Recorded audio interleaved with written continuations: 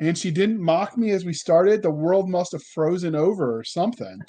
She's It's because I think distracted with somebody knocked. yeah, Yeah, she's somebody distracted with the knocked. devil spawn. So I am good. She didn't mock me. So Hey, that was my mother you're talking about. well, I thought it was the Viking, but your mother's nice. I like her. She gives Oops. you a hard time, so I have to be her friend. Hey, all you crazy sci-fi and fantasy fans, it's time for your daily dose of shenanigans over here at the Blasters and Blades podcast. Just three nerdy veterans geeking out over our science fiction passions and fantastical fantasies. A place where magic is king, the sky is the limit, and space is the place, and dogs rule the world. So without further ado, we're going to let Miss Gini Koch introduce herself to our listeners and viewers. Hi, I'm Gini Koch. I write the Alien Catherine Kitty Cat series for Daw Books. I also write under a variety of pen names and in every length and genre. And this is Leo, aka the Little Prince. And the reason he's here is too long a story to tell, but he's apparently going to be with me the entire podcast. Won't that be adorable? So here he I is. mean, I think it's adorable. if you weren't Leo planning thinks on he's it adorable. for other reasons, I mean, it's just an adorable little thing. So you could just make it a signature. I could. He is small enough. I bought a purse for him. I can actually carry him in a purse because he's only like 7 pounds. So I've he is actually a, seen uh, I've seen there's a lady in our neighborhood who has a similar kind of dog that pushes hers in a stroller everywhere. yes, we have a couple of those. Oh, good. There's the other dog. Dash, please be quiet. Oh, Uh, it's gonna be that kind of night. Dash, come here. Come here. so Come here. the other Yeah. part of the Because he's introduction, jealous because you're holding Leo. He is, yeah, and Daddy Dog is not at home because he's on a business trip. So Dash is super on guard for nothing. That there was apparently an air molecule that moved in a shifty manner. Oh, So as they do. But the next yes, part of they the do. introduction, dear listener, is how we found them. So this was another one of those where Doc put her bossy pants on and said, "You will be here and you will do this thing."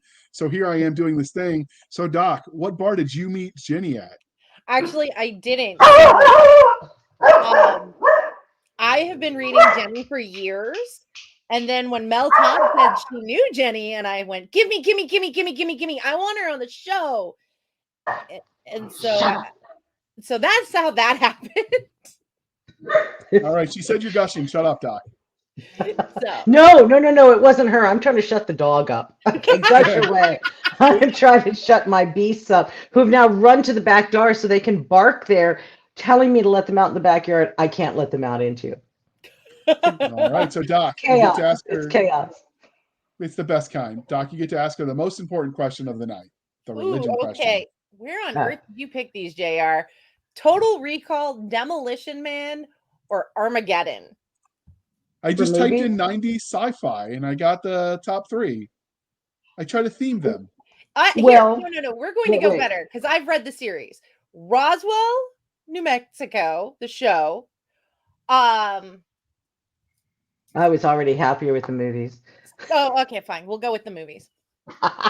Roswell's more paranormal anyway, so that would be fantasy. Or, No, it's well, not. It here's has the thing. aliens. Oh, You know true. what? Armageddon has Ben Affleck, and I think Big Ben is pretty damn hot. So He, Armageddon he is. For Big Ben. I love Demolition Man though. In fact, there are Demolition Man references in book 17, Aliens Like Us, which I'm in the process of the rewrite. But yeah, no, Demolition Man is a great movie. But do So you love tackle the it. most important question of all? It's like the secret of the universe, which we all know is 42, is how you Uh, use the three seashells. Have you tackled that important question? Because I I still have want to know. not. I have not. I have not tackled that. My All right, when aliens you don't care. My aliens go to the bathroom like the rest of us. all right, Doc. The next one is important. Let's see if you can Ho- get this one right. Hocus Pocus, Practical Magic, or the Page Master. Practical magic. All of them were good, so you could have gotten a pass with either I one. got to go. Okay. My father-in-law was a Best Boy Grip in Hollywood, and I got to actually go to the Hocus Pocus cast and crew premiere. So Nice. Practical Magic is still better. I love Bette Midler, but I'm just really glad that Biggs grew up to be Timmy McGee on NCIS. That Yes, made he me did. far happier than it should have. But yeah. You could pinch his cheeks and say, "You remember when?" I do. I do. Many of us remember when. Anybody who watches that movie and goes see at NCIS can remember It's like when, a but Halloween yeah. tradition in this house, so I get it. It is. I get it. I was too old for Hocus Pocus when it came out. It wasn't iconic for me. It was just a cute kids movie, and there's the cast, and aren't they nice? And Bette isn't there, and that was who I was hoping would show up, and she didn't. So I was just like, eh. So my father's like, "Did you enjoy it?" I'm like, "Well, Bette didn't show." He goes, "You thought she would?" I'm like, "Well, hope sprang eternal," but but it's a fun movie, and I get why people love it. I just like Practical Magic better. When I it love came Practical out, Magic. I I think was that was the first movie where I read the book also after. Hmm. So yeah. the book and the movie though are very different. And then the That's Practical Magic typical. movie had a series that came out with the same name that was also very different. It came Yeah, out in the early aughts on TV. It only got like half yeah, a season before it But got yeah. I but canceled. didn't. Yeah, I I didn't think it watch was it, just and the clearly, name similarity in that case. It wasn't even like they weren't related IPs. It's yeah. possible, but I think the Well, if they confusion were, was and enough no one that could tell. there was enough confusion that it doomed it for not being faithful adaptation. So if it was Yeah, intentionally a different IP, then they should have picked a better name. Yep. yeah. I agree. I agree So wholeheartedly. we here love sci-fi and fantasy, but which Okay, was your first love, sci-fi or fantasy? mysteries. Mysteries. Nice. Mystery. I was a mystery girl. My So my reading progression, mysteries, after the kids' books and stuff, and much of my reading overlapped, but mysteries of all kinds. I was reading Sherlock Holmes at 7, and I That's some just heavy reading. love. Not in my world, JR. Just so you know, we were having a discussion of how many books have been read, and I'm like, trust me, I'm more than you. Just because of age. Just because of age alone, I'm more than him. But yeah, so I was reading Sherlock Holmes at 7, and O. Henry, by the way, and he's still in my mind. O. Henry's still the master of the short story, and he wrote everything. I mean, there were some that you could absolutely. He wrote fantasy. He didn't really do science fiction, but he did everything else. And so, but mysteries were my big thing. I loved mysteries, and through mysteries, I also did a lot of autobiography and biography reading. And then I had worked all the way through every mystery in the library system in the town I grew up in, and I'm at the Maine Public Library demanding at 12 to know why the new next Nero Wolfe book isn't out. And the librarian looks at me and goes, it came out last week. And I'm like, well, I've read it already. And at that point, that woman didn't kill me. And she said, because she knew I'd read everything else, right? She said, let me take you somewhere. And she took me to horror. I don't know whether it was because they just had a big horror section or she hated me. But I read horror. I read all of horror, right? I Maybe read she all the hated way your through horror. parents. Yeah, well, she wasn't alone in that. And so read all of horror and then got into basically I hit Stephen King's Night Shift collection of short stories.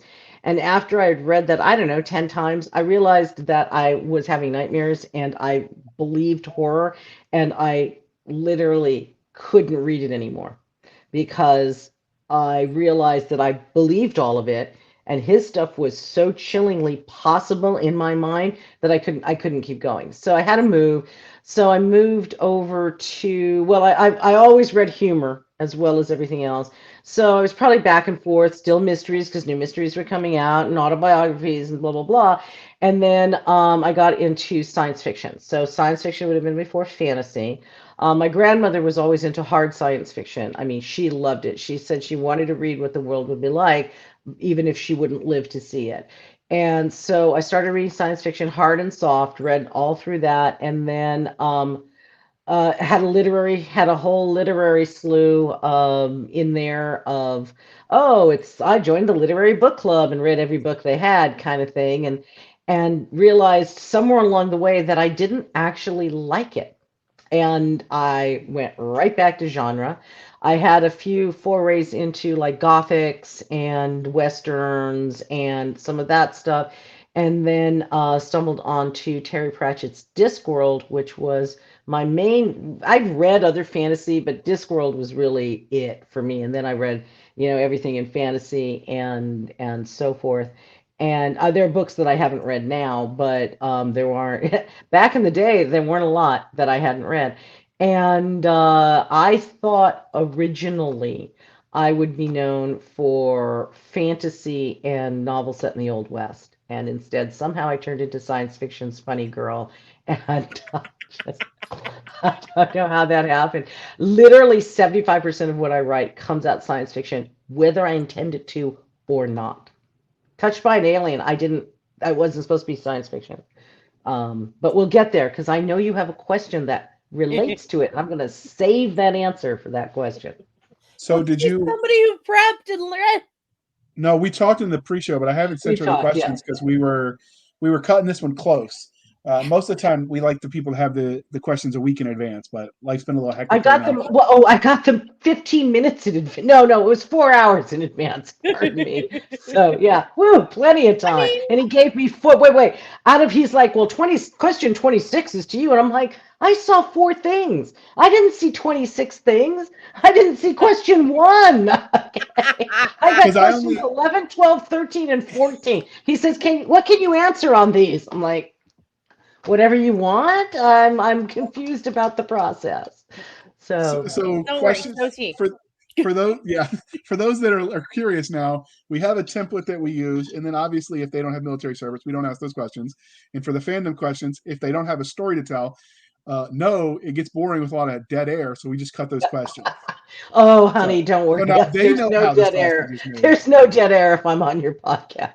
There's no Sure, dead sure. air. There's a So lot did of you- cut, but no dead air. Did you read Louis L'Amour then when you were reading your Louis, Western phases? it's Louis L'Amour, and yes, I did. She's He is been also fun. he is my patron saint, but not because of his writing. He is my patron saint because of his work ethic. He had over 350, close to 400 rejections before he sold one thing. And this was in the day when you typed it out and you carefully put it in an envelope and you mailed that manuscript, whatever length, to the editor, and you sat there and you prayed that the editor did not spill coffee on it, because if they rejected it, they would send it back with a little note saying it was rejected, and you'd send it out again, the same thing. And what he did, his process was, when those stories went out, when they came back often enough that they were too dog-eared to send, he had a box under his desk. He turned them over in the box and he was working on something else. And so almost 400 rejections before he gets sold. And now he is Louis L'Amour and everyone knows his name. When he died, his family found this box in his office and they turned it over, and it was all his South Sea stuff. So he basically left his family this fabulous legacy that he didn't know he was leaving. These are rejected stories that he never thought about again because they hadn't made it, and boom, they're in that box. So all the South Sea stuff came out posthumously. Man, Nice. it's a freaking monument to perseverance. So anytime someone says, "Oh, I got rejections," I'm like, "Oh, you're nowhere close to Louis L'Amour, so don't stop whining and send it out again." So yeah, I love Publish that. it yourself. Why wait? After you there's edit it, of course. reasons to it. Self-publishing is the best thing that's ever happened to authors, and it's also the worst thing that's ever happened to authors. Because you can publish it doesn't mean that you should. It doesn't mean it's ready. It doesn't mean it's ready. And a lot of people, there are really, really good business reasons to self-publish, but most, on average, okay, you can always single out the people who have done it for the right reasons, but most people are just doing it because they don't want to be rejected, or they don't want to go through the process, or they think that no one can edit their brilliant deathless prose, and they're wrong. And I don't know, I think it's pretty rejecting if you put a book out and no one buys it.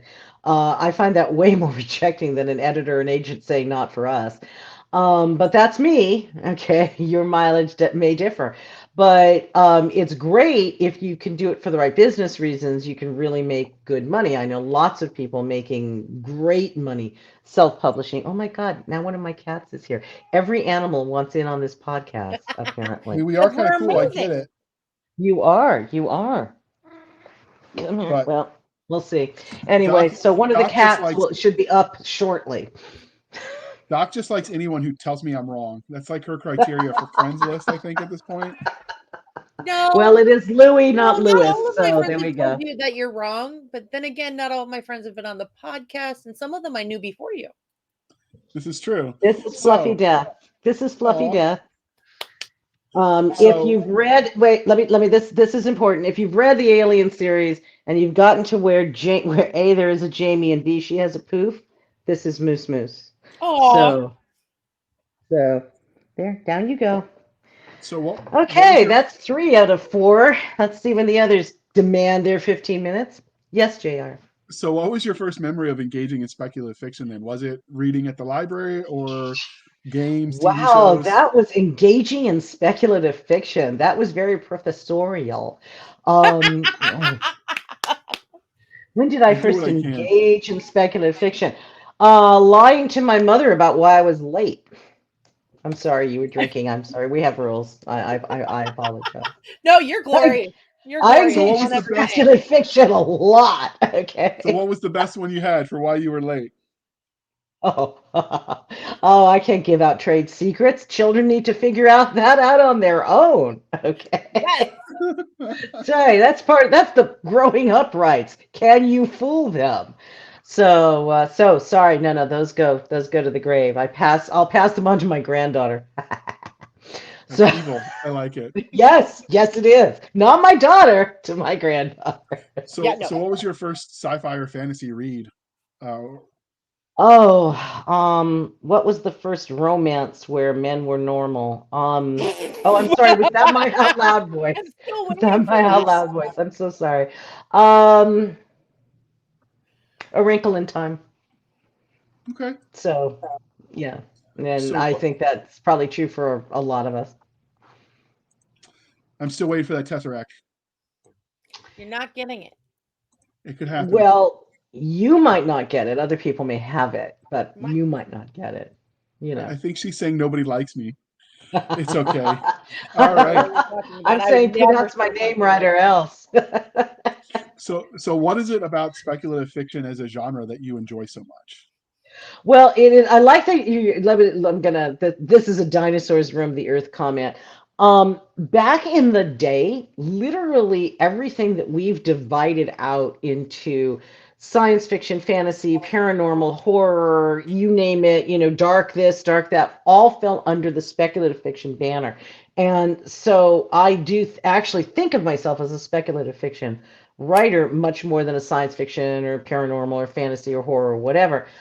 So I really like that you're actually using the term because it turned in the like somewhere in the 90s, it was turning into like speculative fiction was this narrow thing that anything that wasn't science fiction, fantasy, epic, horror, etc. could fall under.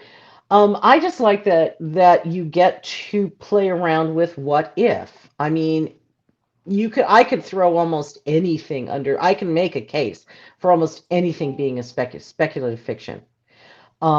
So it's it's all in how you want to spin it. Most of the categories exist for bookstores and libraries. They exist in some ways for readers, but it's more because some readers like to limit themselves as opposed to it makes it easier for them to find. So I like that you get to do whatever you want to do. I I don't like like, that she pointed out that it limits you. Because yeah. JR and I have this debate all the time about all this little subgenres, and I'm like, people aren't like that. People aren't like that. Hardcore readers are not. Why limit yourself? It's great if you're trying to buy online these little like niche things Hmm. like academy fantasy academy boarding school girl boarding school military. It's great Right, because you have no bookshelf to go perusing, but right. really after that it's just a pain in my tootie. Well, it exists to make it easier for libraries and bookstores to shelve. And there are readers, and every time I'm in a bookstore and I say this, all the employees' heads just start doing this. So I'm going to say where the nod starts. Romance readers will read anything, if there's a whiff of romance in it, you could have written an economics textbook that somehow you've included a romantic subplot in, and if that subplot actually is satisfying and gives a satisfactory answer, a romance reader is going to find it, they're going to read it, they're going to tell all their friends about it, and your economics textbook that has a romantic subplot being used as an example will suddenly rocket up the charts. Romance readers don't care where they find the book. Okay. Omnivore readers don't care where they find the book. But every other genre group thinks all the other genre groups have cooties. And therefore, they can't go over into that section because it's got cooties on it. They can only go to the horror section or the sci-fi section or the fantasy section because romance or mystery or westerns have cooties. And vice versa. The Western people think science fiction has cooties. Everybody has cooties. Okay, except the romance readers who will go anywhere because cooties don't scare them. Oh my God.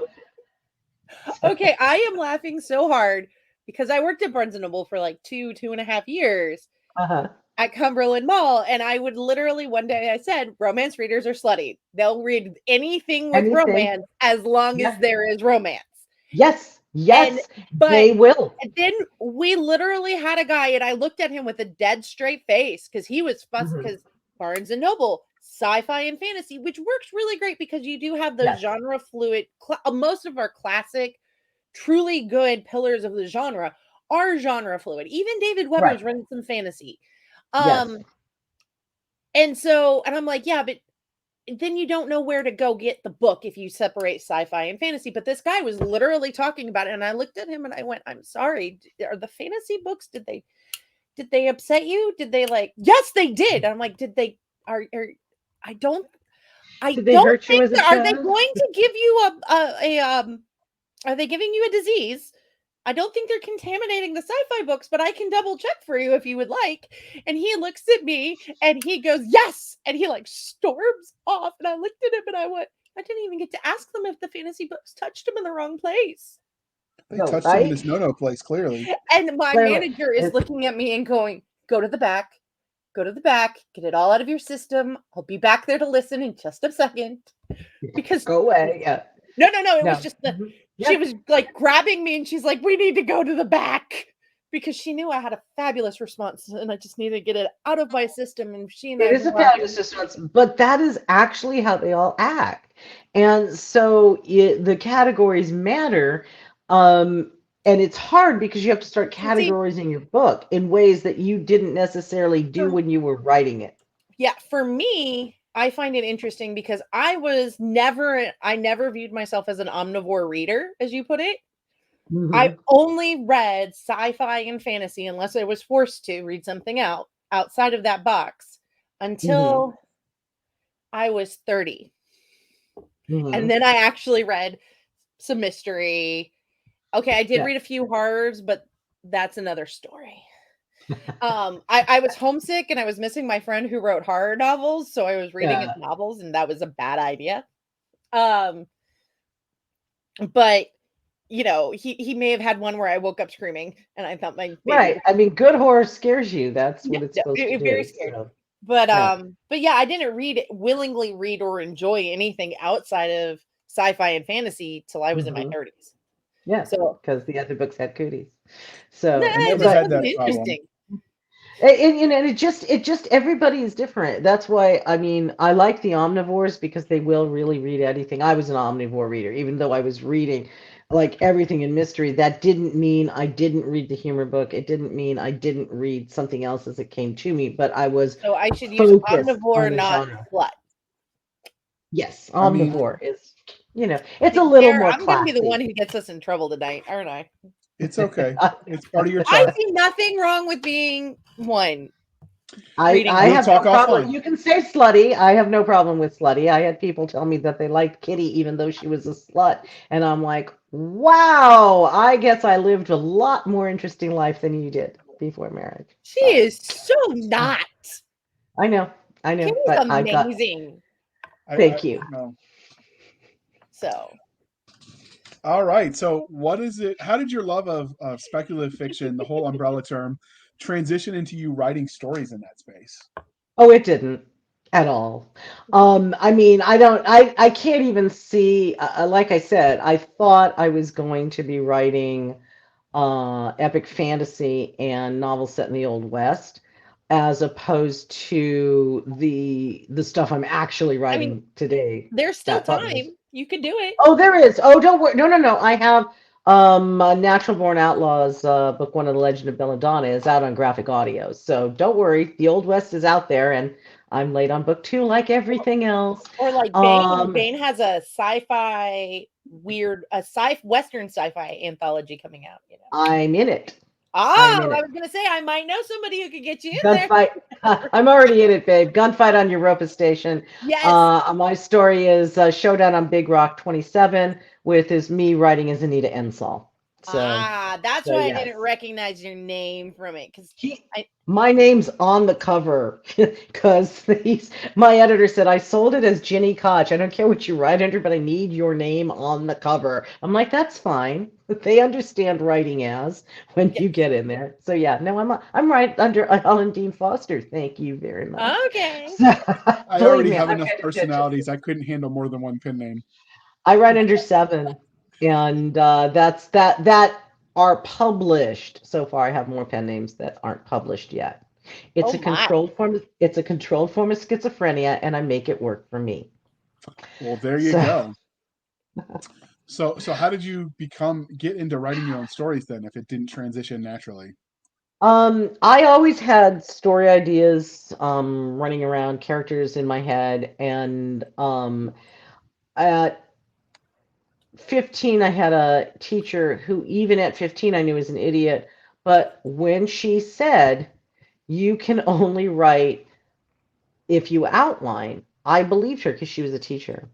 And outlining is great for term papers and business proposals, but for creative writing, that is not necessarily how all of us write. Yes, there are outliners, and there's a whole variety within outlining. There's scene sewers like Diana Gabaldon. She writes her scenes and then sews them together in whatever order is now appropriate. Or there are linear writers, and I am an extreme, as it turns out, an extreme linear writer. I start with the title and then the first line, and when I get to the end, I stop. And that's how I do it. And it wasn't until I actually was very miserable. I had a horrible, horrible boss. Could have done a movie about her, but she wasn't funny. There was no humor in it. And I literally was so angry and so miserable that I started writing because the voices were like screaming in my head and I couldn't shut them up. And I just started writing just to shut them up.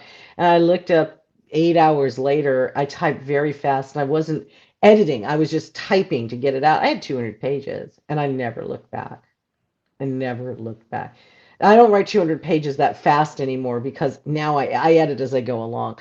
But yeah. And once that happened, once the voices finally screamed loud enough for me to say, fine, fine, I'm just going to write it down to shut you up.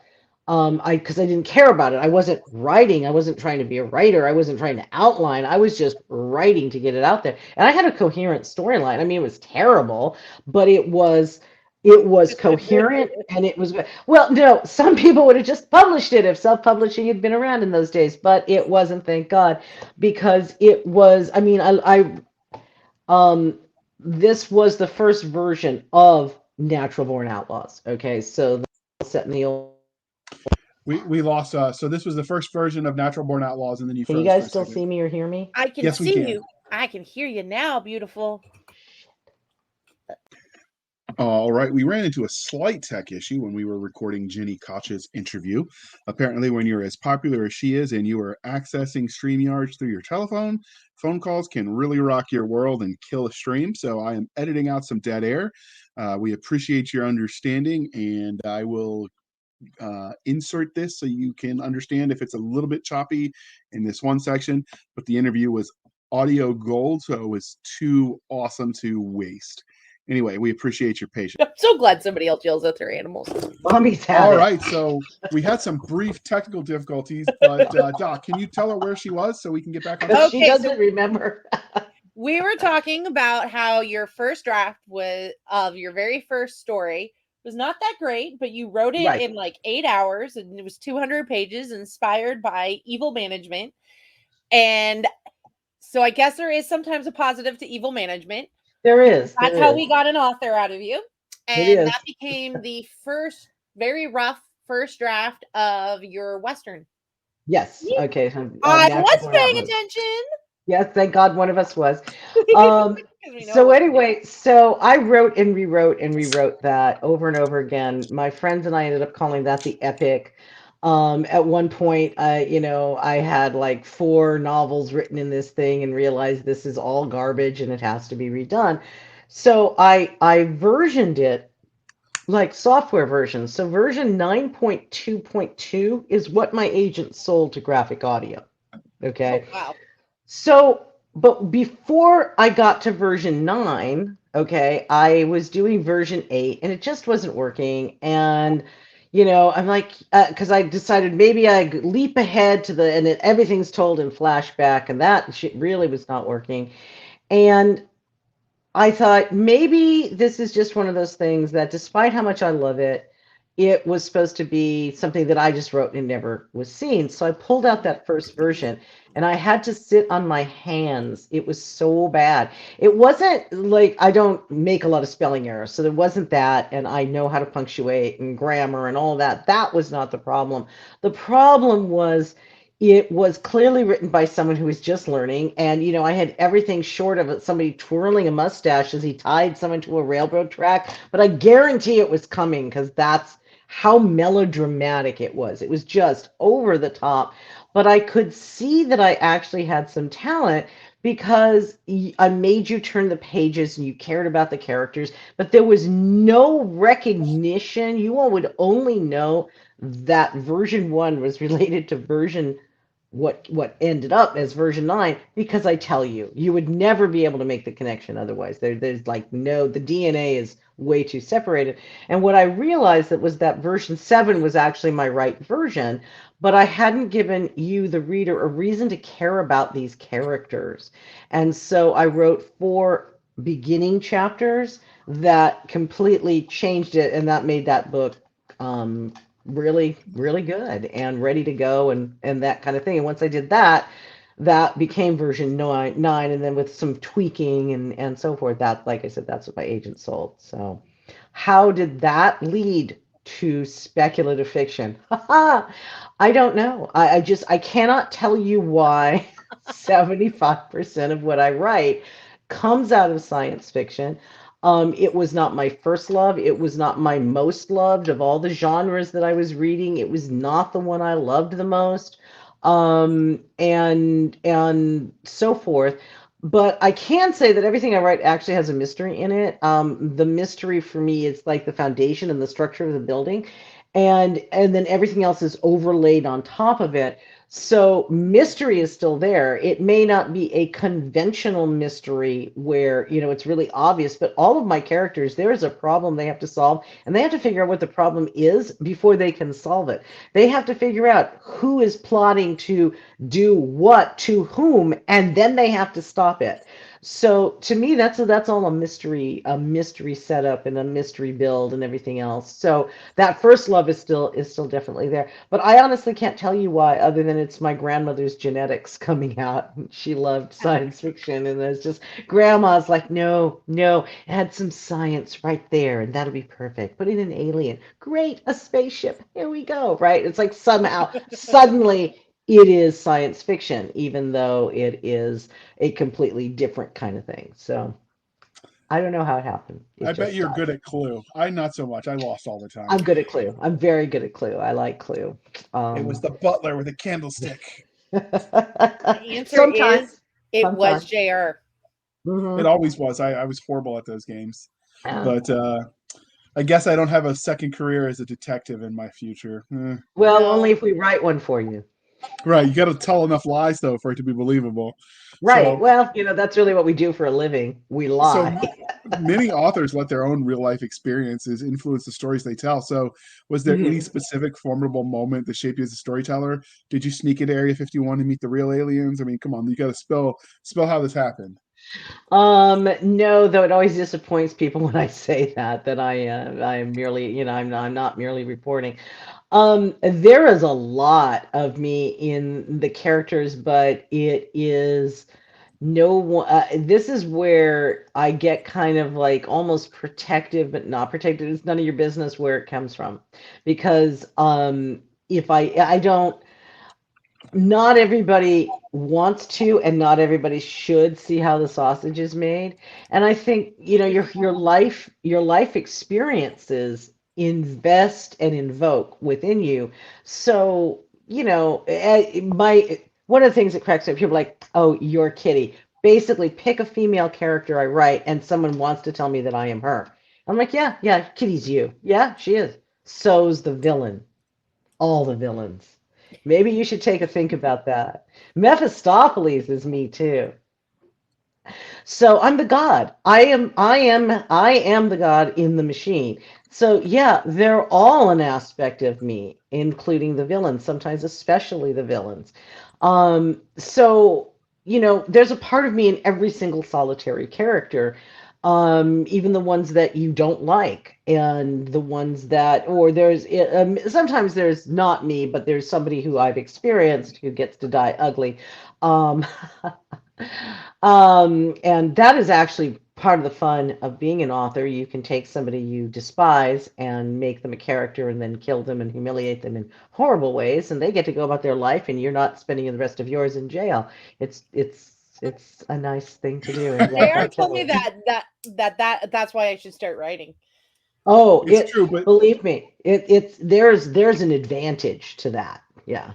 so did you see that female murder mystery author who actually killed her husband and then wrote it in a book, and that's how she got caught? No, but that was stupid. That was out in Washington, I think, Washington State. Yeah, But yeah, there was here's the a thing. You killed your husband, you got away with it, and then you were so prideful, you decided to write a book about it. So the detectives who haven't closed that case and who know it was you now have your blueprint. That's dumb. Yeah, Okay? If you commit the perfect crime, no one should know about it. that's but why it's a nobody Though, can perfect shut crime. up. yeah. That's why they get caught.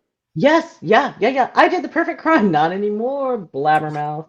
So yeah, yeah, that's kind of how uh, Kitty works it with the villains too. They just can't shut up. You just got to get them monologuing, and you get everything you need. do you have like a futuristic alien version of social media where they can confess it all to? Because I feel like No, like an alien no, version of Facebook or something. no, no. The aliens gave you Facebook. That's my basically my takeaway. Most Possible, in possible. well, no, in the Alien series, most of the technological advances we have come from the Alpha Centaurians who are on the planet. So And they're awesome. they are awesome. They are awesome. Speaking of fictional, because but it's Yeah, my world. I get to make them how I want, and they look like supermodels. So what's not to they do. like? And they wear a lot of Armani. They do. They do. And the Who's the that? the the women are sapiosexual, so all they want is smarts. You don't care what you look like. If you look good, that's great, but it's your Uh, brain. That's that's some wish fulfillment right there for me. Okay, Mhm. we'll move on. Doc, ask the fandom questions.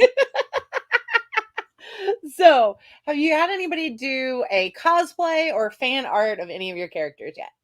I have. I've had some fans do cosplay. It's actually it's easy, which is why I think people can do my cosplay. Be a man, put on a black suit with a white shirt and a black tie. You're an AC or a human agent.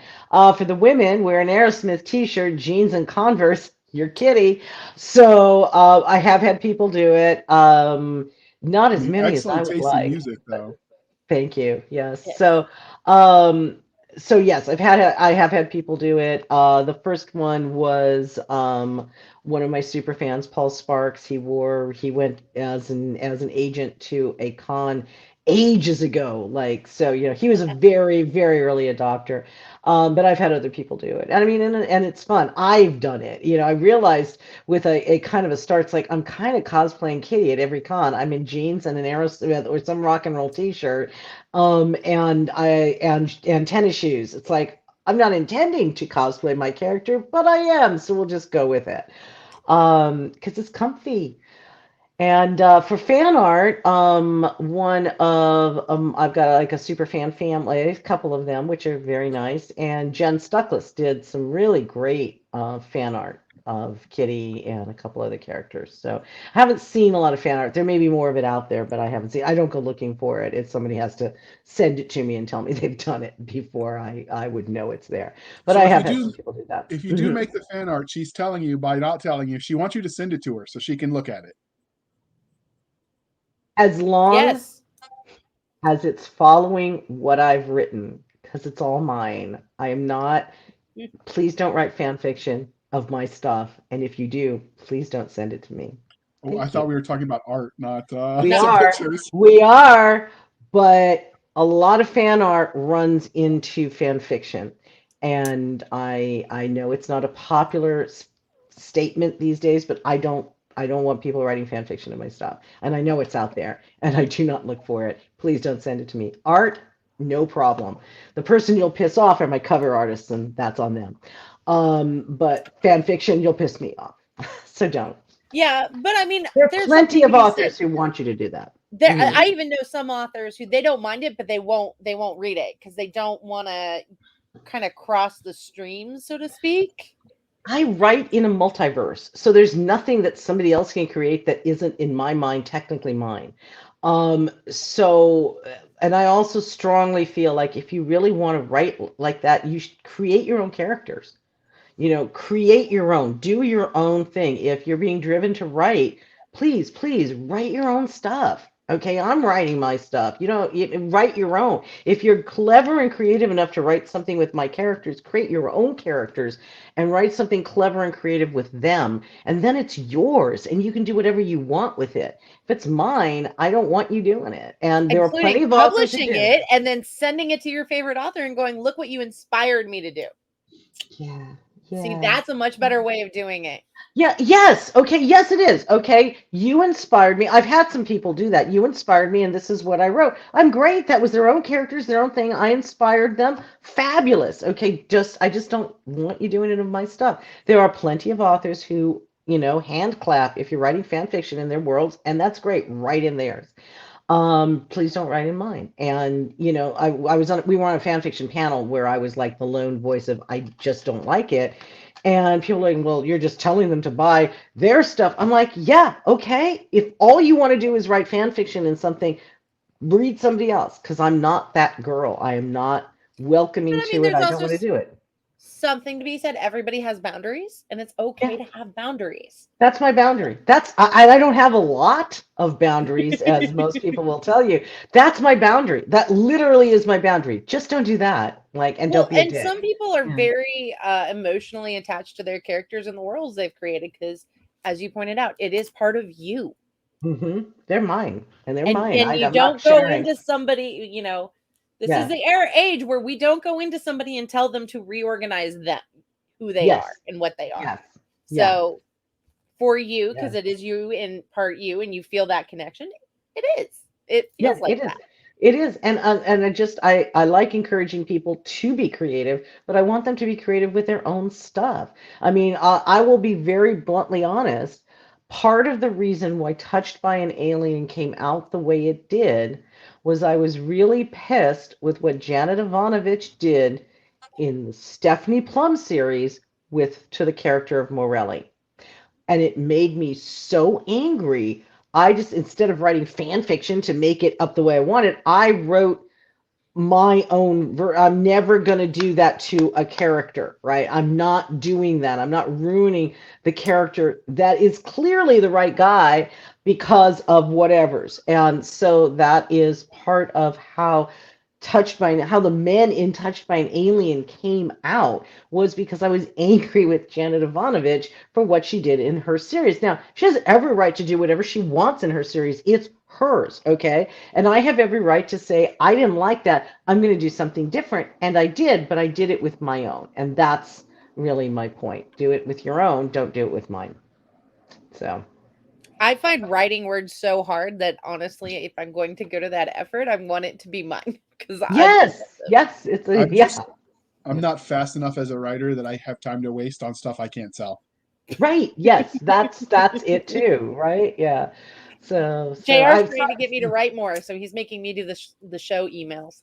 well, see, there you go. I don't that's writing, that's not creative writing, that's work writing. I think that's his excuse to foist the work off on you. I think it Hey, is. hey, hey! You're not supposed to give away the trade secrets. Oh, I think it is. Well, I was going to say it backfires on him because it's like 3 sentences. Right, exactly. Emails don't have to be long. Hey, I So, have a podcast. You want to come on and advertise your book? Call. yes. Yeah, 9 it's not p.m. a hard See you sell. there. It's not a hard sell. It's not a So, hard sell. has anyone ever asked for your autograph out in public? I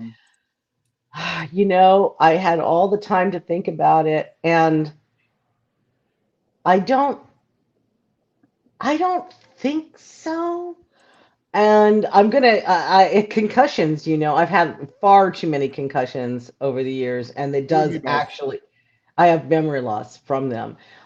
So maybe I can say that I have a lot of times I will leave a postcard, a cover postcard, particularly in a restaurant. If we've had good service, in addition to a nice tip, I leave the card saying, thanks for the great service and signing it. And I have had an experience where we were in Palm Springs, and the waitress. I'd done the stuff and I'd gone to the restroom. The waitress races back to the table and says, "Is she here? Is this really her?" And the guys are at the table like, "Yes, yes." She's like, "Oh my God, my son and I read her books. We love her stuff." And everybody's thinking, "Oh, yeah, sure you do." And then she starts talking about the series. And one of the guys goes, and they're lurking outside the bathroom. And I get out, they're like, "You have a super fan at the table right now. I want you prepared because this woman has read all your books." So that was honestly really exciting. That's only happened, I think, that once where someone looked at the card and went, "Oh." But that was very fun. That was very fun. And she was really sweet. And I was really glad I left her a good tip. Uh, so, so that That's was So, fun. awesome. I will agree that the memory loss from mild traumatic brain injuries is no joke, but it is the perfect get out of jail Yeah, free card if you forget something. Ooh, it remember is. that head injury? Concussions, Yeah, it's a concussions. concussion. Sorry. Yeah. Yeah. So many It people doesn't in work my on life Doc have because concussions. she knows all my secrets, so it doesn't work with Right. her. Yes. It doesn't work with your best friends. Well, that's Uh, why we make him organize the schedule. Yes, this is true. I tried to use that once, and she's like, "Yeah, I'm not buying it." I yeah. was Dang it! like, Yeah. I No. was like, wait, we Yeah. have a podcast where the main organizer is the one with brain damage. Okay, this works. Whatever. Well, like I said, could this get more chaotic? I mean, so I'm going to blame JR for scheduling us on this day, even though I picked this day. I mean, Even though I went through and said, well, that's the first day that works. but other than concussions, I had a blast in Iraq. So, Oh my God. and this That's is how you terrible. know That's funny. she's my best friend because she laughs at this joke she's heard a dozen times at I least, do, and I have, and and she I still hate it. laughs. Because it's still funny. It is. All It's right. the dark humor of us all. It So, is. I do. I like dark humor. So, have you? Okay, go ahead, Doc. I was going has to get us back on someone? track. Okay, well, obviously, somebody spotted you, but have you spotted anybody reading your book in the wild? I have not, but fans have, and they send me pictures of it. And Oh, that's some of awesome. them will, yeah, some of them will talk to the person, especially if the fans know me personally. But some will not, and some are just taking surreptitious pictures of people reading. So that's been very very fun. Most of those are spotted, unsurprisingly, on public transportation, and well, no, because yeah, like I don't want to spot someone reading my book while they're driving a car. Okay, please God, don't do that. Okay, You can listen to the audiobooks audiobook. exist. Listen to Um, any um, audiobook, right? Just yeah. So, I may have known somebody who said, Cisca, watch the light while I finish this scene. right, yes, okay, but it's I feel dangerous. that though. It's dangerous, and I It really was don't want to Atlanta encourage it. traffic. Yeah, you're sitting. Yeah, but I don't want to encourage that. But yeah, most of the spotted in the wilds were on public transportation, so they're on the bus, they're on the subway, that kind of thing. So it's always fun, and it's always fun to get those. And I love it when it's like, I spotted someone. And a lot of times, like, did you say anything? No, they were so. Usually the answer when they didn't say something is that they were really into the book and I didn't want to disturb them. Like, That's that's fair. fair. That's fair. I can't argue that. So it's a So, little bit easier, I think, because you're traditionally published, to go out and see that, because you got bookstores where they yeah, could potentially be picking it up. I don't know if yeah. you're in any airports. I don't know how that works, if that's a different market. It is, and it depends on the sales group. And I have been in airports, and I have been in markets, and I am 4 years late on the next book, so I I'm won't not in tell them if right you now. don't tell. No, yeah, yeah. I don't think Penguin Random House is buying that viewpoint. So, but yes, Well, so I've been a year it all late, but never depends. 4. So well done. You're an Thank overachiever. you.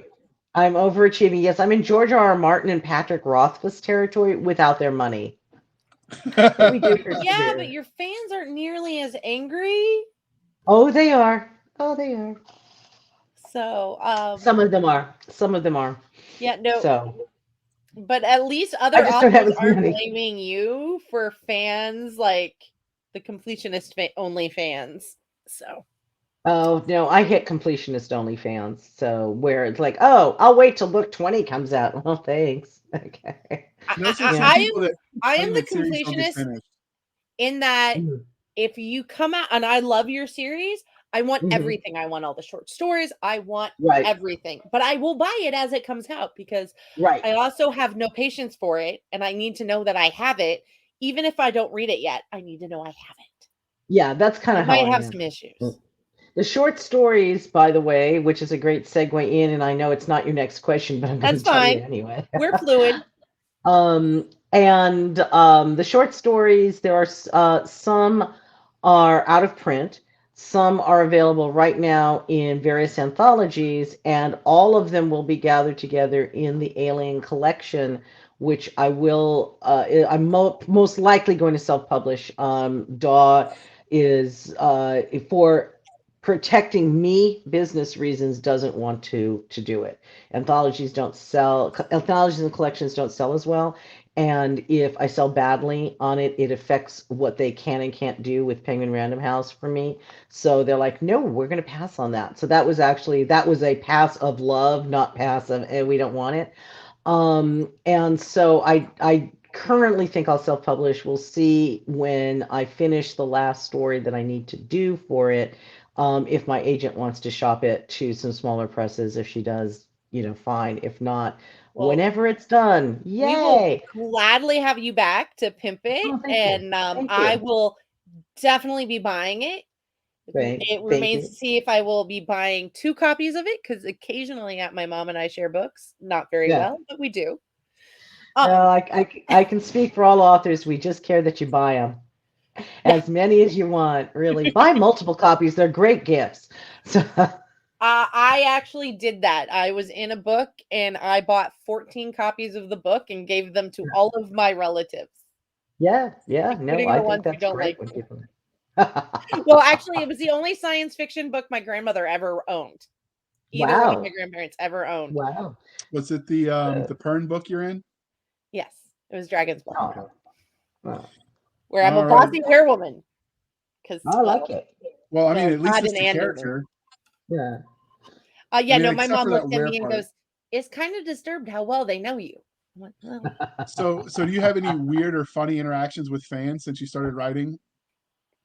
I actually have a lot. The one of the best was very recent. I was just at Multiverse, which is a small fan con in Atlanta, I ran into and I did not go to the convention mhm. into the convention. I hung out outside and had coffee with some friends because, Oh, okay. well, And I had my didn't let me little know one. you were there. Didn't let Well, me know you were I there. had my little one, and my little one couldn't go into the convention, so Yeah. No, I we see how hung you out. did me. Yeah. No, We no, hung I out by see. the lake I see. and did I that. was near the lake, but I see how you did me. No, no problem. I was there. You could have asked. But I you know. believe So me, I tried, but Mel had already left, so and I didn't have your Uh, number. So Well, there we go. I, So you I couldn't. don't like to People were actually sending stalk other people to get me. So yeah, I don't like to actually stalk people. It gets a little awkward. yeah. Well, And depends. then It depends. But Elon at Musk that, sends you those cease and desist letters. Wait, you're not talking about me now? Oh, sorry. No, no, no, no. I don't have a thing for Elon Musk. He's a little too short. oh, height doesn't Don't count. listen there, Daddy Monk. So anyway, so at this con, keeping in mind that I have only lived out here for 4 years, and we were in Phoenix for 22, and so I started writing in Phoenix. I started, doing my career in Phoenix. So It, I did all the stuff in the Southwest. So I look up and I did not also realize until this con that for me, I can't speak for everybody, but for me, 75 to 90% of recognition is this part of the face, the part that's hidden by masks. People were like, "Hey, Ginny," and I'm like, "Who is that? I don't know who that is. I can't tell. I don't know. Did they get a haircut? Is this someone I know? Oh my God, it's someone I know really well." Right? That was my entire con experience for the first day. People are talking to me, and I'm like, "I don't know who you are. Take off your mask." Right? Um, so I see this person coming towards me, and I'm like, I recognize the shape of this person. And he says something. I'm like, I recognize the rumble of that voice. And it was one of my super fans from Tucson. And it turns out his family has moved to just outside of Savannah. oh And wow. he got my newsletter saying that I was going to be at the con, and he and his daughter came on up, and it was just so nice to see. It was like that someone from home, and it was just really great to see him. And he bought books and went to panels and all the other stuff. They had a really fun con experience and everything else. But that was a really neat experience. But I've had fans come in from out of state to come to cons so they could be with me. I had that happen really early. I've been very fortunate. I honestly, for the most part, I really have great fans. They're very kind and they're very supportive. I've got everyone and I've got a 360-degree fan base. So any political viewpoint, I have a fan from that political viewpoint. But they're for the most part, always really nice to me, really supportive. They try to be nice to the other people in the fandom, even if they don't agree. So I'm very fortunate. I don't have a lot of weirdos, or if they're weirdos, they're my kind of weirdos, so I don't notice that they're weirdos. That is legit. If that makes sense. Yeah, Except right. for So Carl, because he knows who he is. Yeah, we're looking at you, Carl. Okay. well, there are a couple that you did hear me say there are some exceptions, but for the most part, my fans are really really nice. So I've had a lot of fun fan interactions over the years. Starting with just having them was one of my friends was like, "How did you think you were going to be a success without fans?" I'm like, "I don't know. I just never expected that anyone would ever send me a fan letter or fan girl or fanboy when meeting me, or I never assumed that would happen. That was sort of like, when you're a name author like Stephen King, sure, I'm sure it happens, but I was not expecting it. And I got my first fan letter. Touched by an Alien hadn't even released in the United States. It came from the Netherlands. The books had arrived at the bookstore, and the bookstore said, they're here, and put them out instead of, waiting.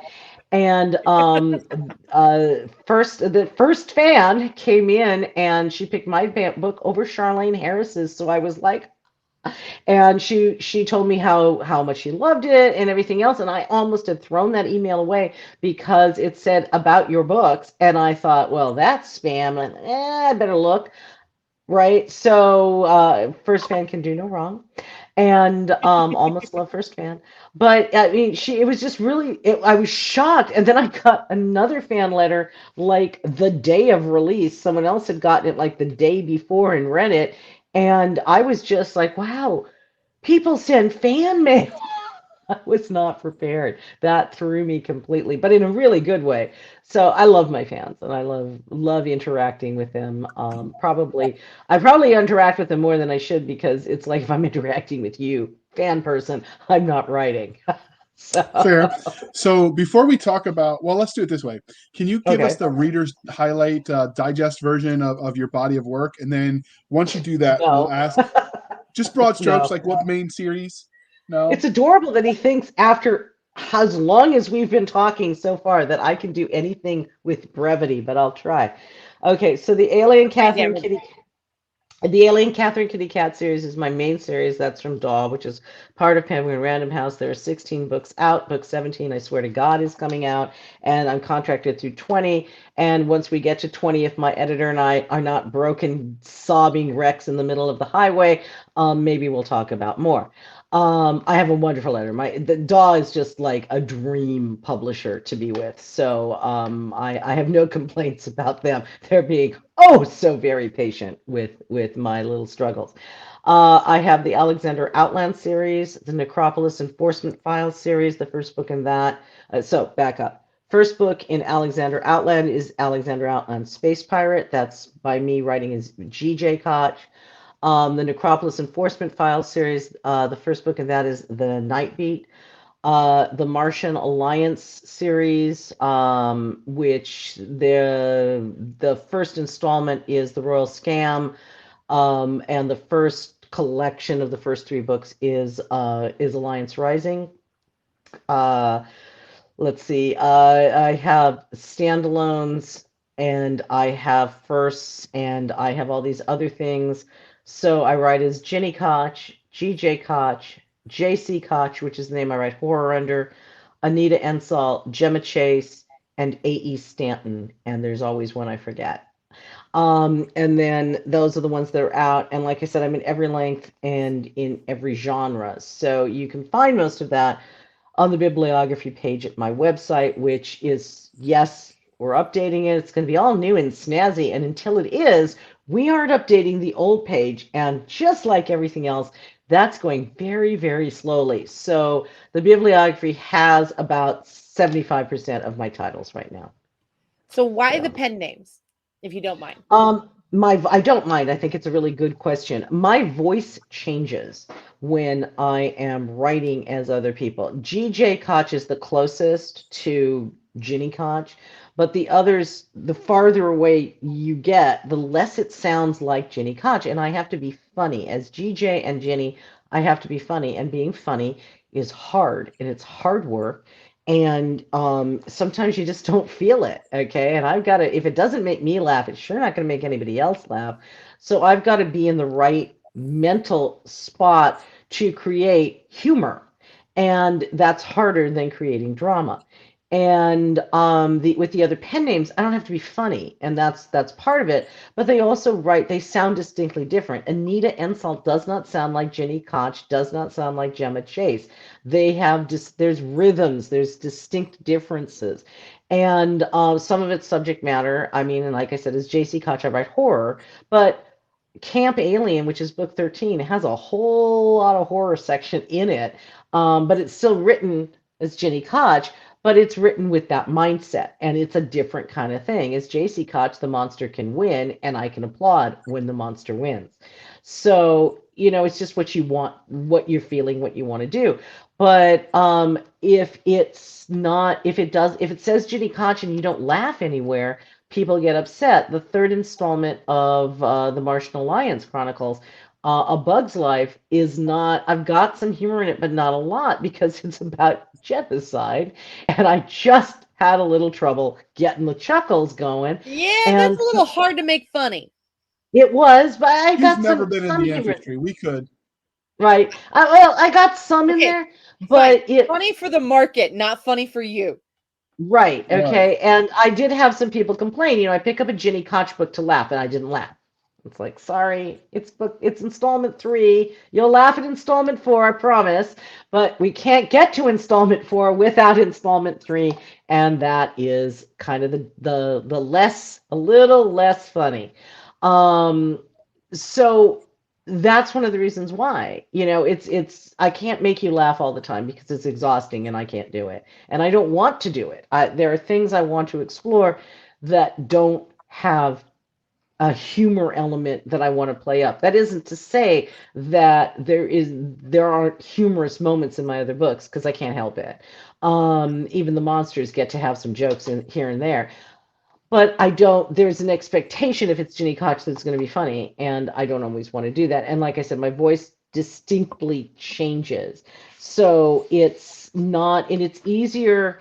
There are a lot of people that are like, oh no, but like Robert Silverberg, who could write anything and do anything, Isaac Asimov, and all this other stuff. And many of these people have a commonality in that they're men, and that's a little bit more accepted for men. And I'm not trying to say, ooh, the patriarchy. I'm just saying it is a little bit more accepted for men to be able to dive here and there, and it is less accepted. But there are really successful female authors who you go on and they've got 4, 6, 7 pen names, and they're writing a ton in them, and it's the same damn reason. My voice changes, my subject matter changes. If I write under this name, it's steamy, steamy sex. And if I write under this name, it's a kiss at the end, right? Those are two distinctly different audiences. So, it's a business, right? And I Almost like an can't, imprint. Like I had a friend who yeah, was we were talking about imprints and why yeah. go with imprint. It's almost like that is a personal Koch It's a personal imprint. imprint. Yeah, it's a personal imprint. Yeah. So they're different. So that's why. So it's completely a business and a creative reason. Yeah, I just find it interesting why some people do it because like I'm a single mom, so Hmm. I would choose to go by a different name than my Hmm. legal name because I'm a single Right. mom. Yeah. So, and Well, I mean, my kid didn't choose to be part of fandom. I did, but he right. And there's also, if you write erotica and children's, you need two different names. And I oh strongly yeah. suggest both of them be pen names, right? So because it's they're two diametrically opposite. And there are reasons, and there's some people I know that's like everything's going to be under my own name. Okay, if it's working for you, awesome. Okay, but I already know that if you expect it to be funny every single time, that's a problem. Whereas if I do Ginny Koch writing as a neat Ensol, you already know it's not going to be a laugh riot. And that's, one of the things I would like to be able to do. So, and I do. Having written one comedy and having said after that never again, because it's a lot harder to write everything when you're doing like every sentence has to have double, triple, sometimes quadruple meaning to make it. Yeah, No, just wasn't yeah, worth it. yeah. No, it's I'm hard. funny by It's hard. accident, not on purpose. And then of course No, I had to get a co-writer on mine to take the army a little down a notch because Barrick's humor and normal person humor don't always match up. right. So Yeah, no, yeah, they it don't. was like, but yeah, I Yeah, definitely can see where you're coming from with that. That's a good point I hadn't considered. yeah. All right, so while all of that sounds fascinating, today we're going to talk about your Alien series, Finally. specifically book one. I mean, we're only an hour in, but I know, right? I warned you. I did warn you. specifically book one, Touched by an Alien, and hopefully in her naughty spot because it is romance too, according to the category. Wait, that sounded way funnier in my head. I promise you, dear listener. Speaking All of right, humor not always working, right? we're going to back that up. Pretend I didn't say Try. that, and we'll Yeah, pretend Let's back try. up the afterwards to edit speaking. that out. I'm waiting JR. for the coherent thought that was in there. I'm going to give you the credit JR, that there you was a just said coherent thought. touch naughty bits and back up. Okay. Yeah. Yeah, even trying to backpedal, I didn't do a very good job. So instead, how did you come up with the premise for this universe? Um. Okay. This is actually Jr. and I were talking about this beforehand. So this is not going to be the brevity answer as a warning. Um. I I had a dream. About 50% of my story ideas come from my dreams. And at that time, I was doing an exercise that I'd given myself, which was writing.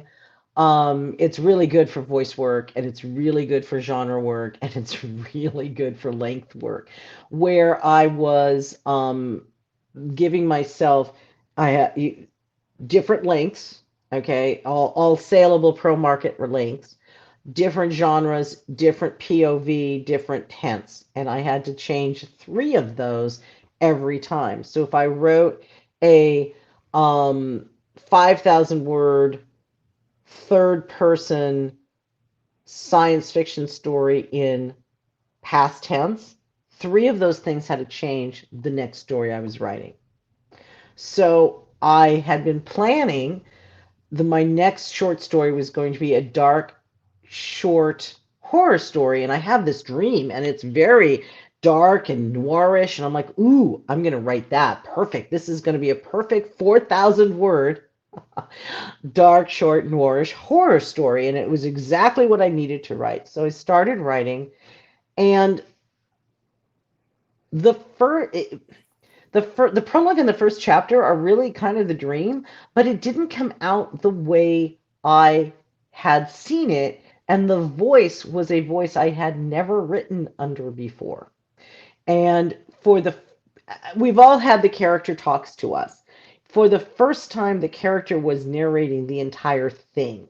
Okay, so I just wrote down everything. At the start, I didn't even know if it was a man or a woman narrating, right? That's how it came in.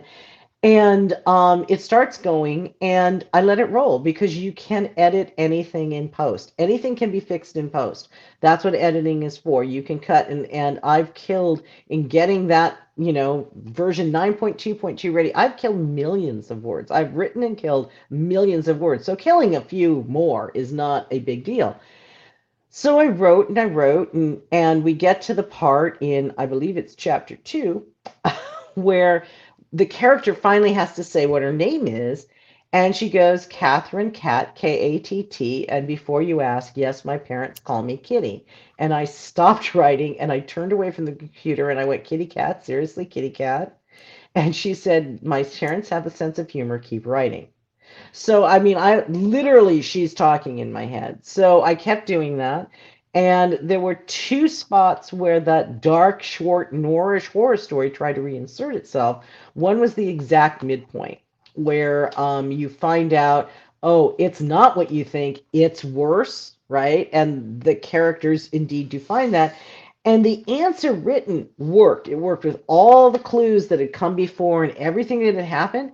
And I stopped and I read it and I'm like, well, so what this is saying, this scene is now saying, hey, this seems like a light, fun, fluffy paranormal romance. It's just a laugh right now. Ooh, did you like that? Well, that's too bad because it's all evil. Like, that is not what this book is supposed to be. So I cut it. And I kept rolling. And then it tried to reinsert itself during one of the big climactic battle scenes, and I let it roll and I wrote, I'm like, okay, so dark noirish horror story. What you'd really like is for my male lead to be somehow having an affair with the spirit of his dead aunt. I don't think so.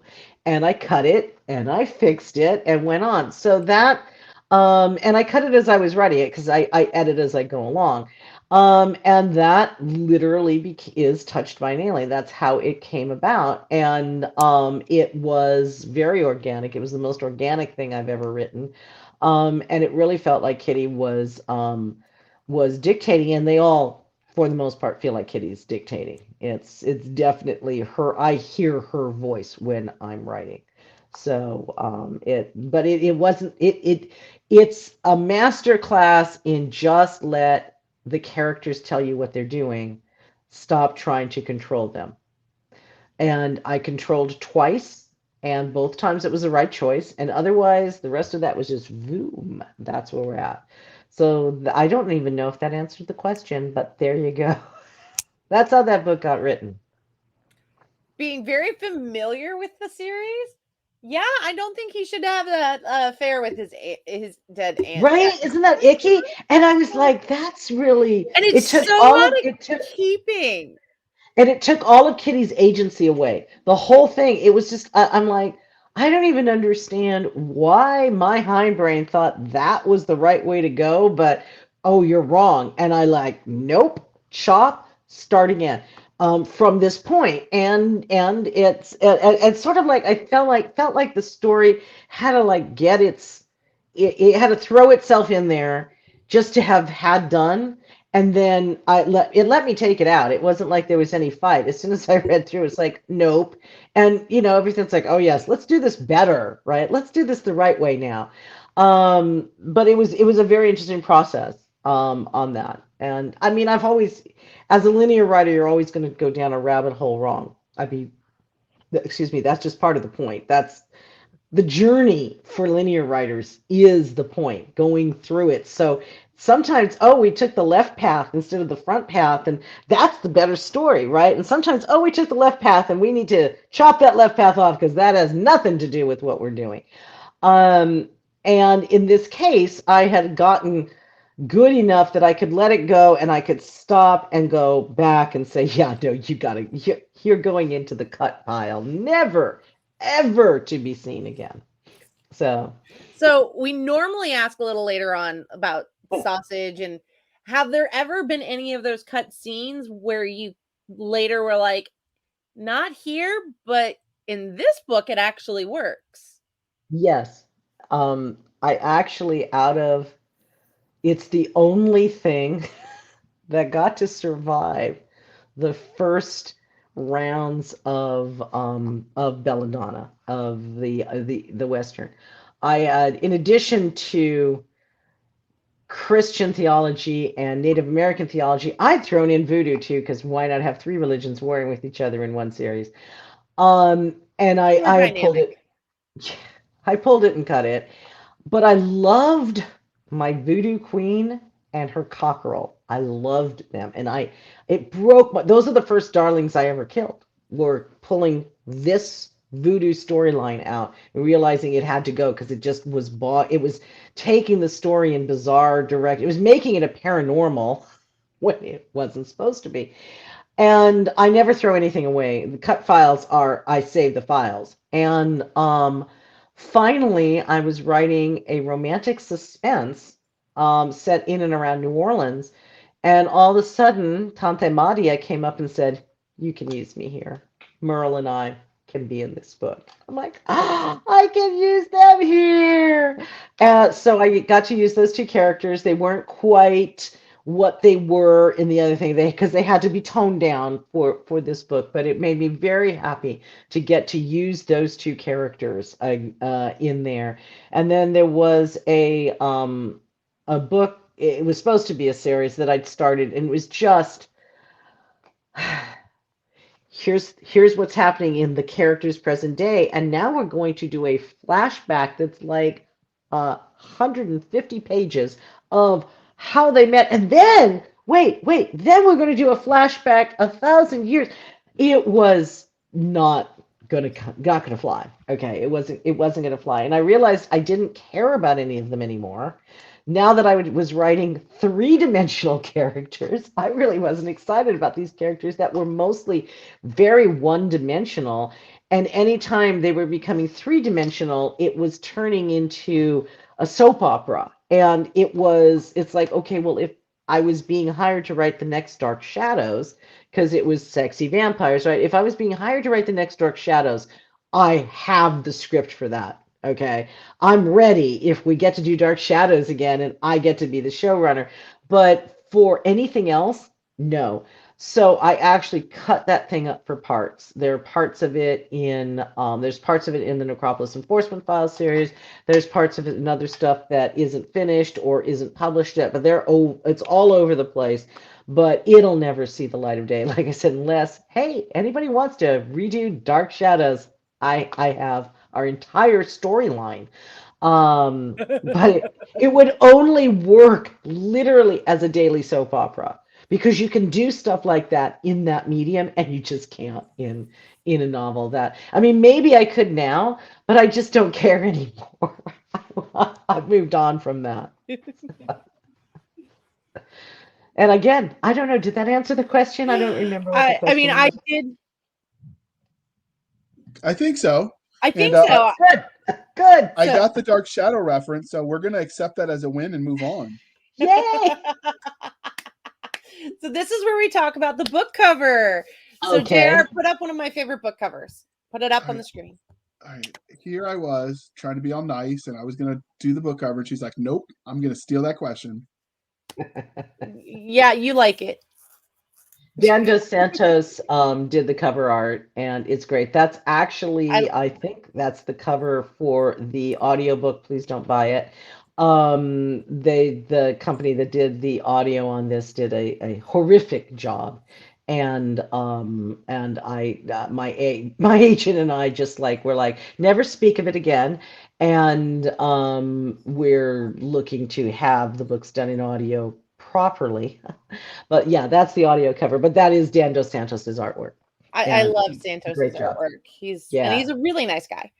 Yes, So he is. Yes, he is, he and does very all talented. of DJ Butler has a series that he's done all the covers of. And Yeah, he does all Patricia Briggs, and yeah, I was very lucky that Dog chose him for me. I'm very, very lucky because I had absolutely no say in that, and I wouldn't have known who to ask for anyway.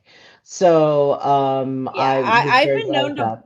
buy a Daniel Santos cover because, well, it was a Daniel Yeah, Santos cover. right. Yes, I mean that's one of the advantages, You know, don't judge a and book by its cover unless it's a great cover, and then totally judge a book by its cover. totally judge a book by its cover. Right. It always cracks me up when people picked up that book and said, "Well, I can't believe there's romance in it."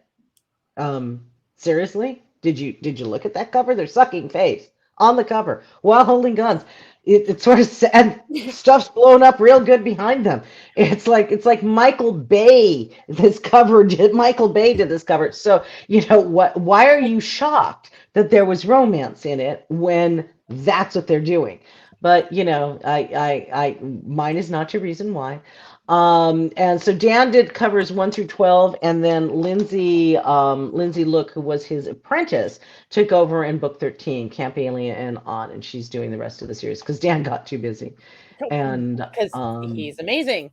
he is, and Lindsay is amazing too. So you literally probably only know that she took over because I tell you, or you look for her name on the cover because she did such a good job because she apprenticed under him and she uses the same models that you literally can't tell that it's different, that it's a different artist. So, That and I love is her covers too.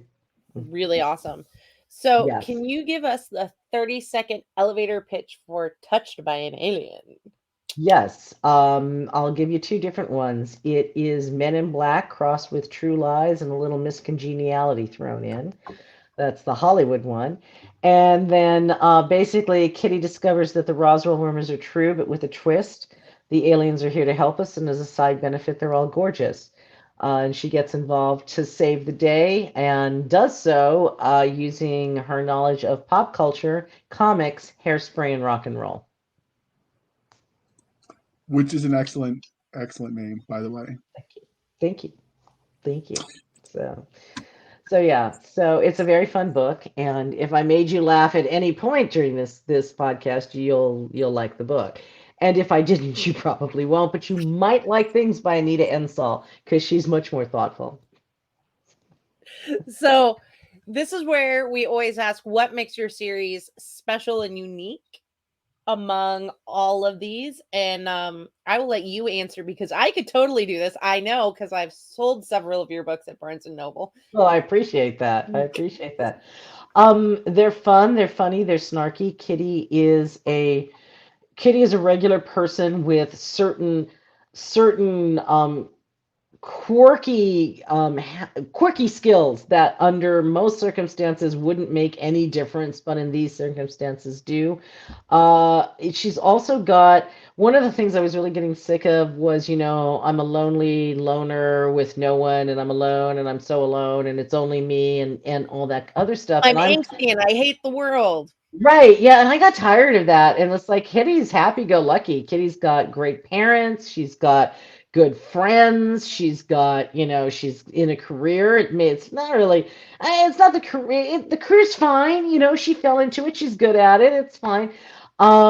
She's a normal person thrust into very unusual circumstances. She discovers that her parents have been leading secret lives, and that's part of why she's rolling with these punches so well, is that her parents have spent a lot of time kind of subtly training her without shoving her into their secret lifestyles. And Okay, she just rolls, and she I can will think like she can think like the megalomaniacs. I will say this one as the child of a computer security analyst Hmm. and community organizer and a project manager, you pick up certain things just by being around people. Yes. You do. And how they talk and how they handle the conflicts and the resolutions and the organizing and the planning. Yeah, exactly. And Kitty has picked up these things from her parents. Like her parents telling her what to look for in terms of a terrorist attack. What, little clues like why, they're taking too long to open the door. Things like that. She's just, okay, we've got a problem. And that's from her parents who are very active in her life and very active in the series. And I just like that. And she's just got a cool rolls with it worldview. And she takes no guff from anyone. It doesn't matter how important you think you are. When you cross the line, when you're being a jerk for no good reason, you're threatening innocents or people she loves. Kitty is not phased by you. Even it's like she knows I should be afraid, but I'm not because I'm angry because you're wrong and I need to go protect people now.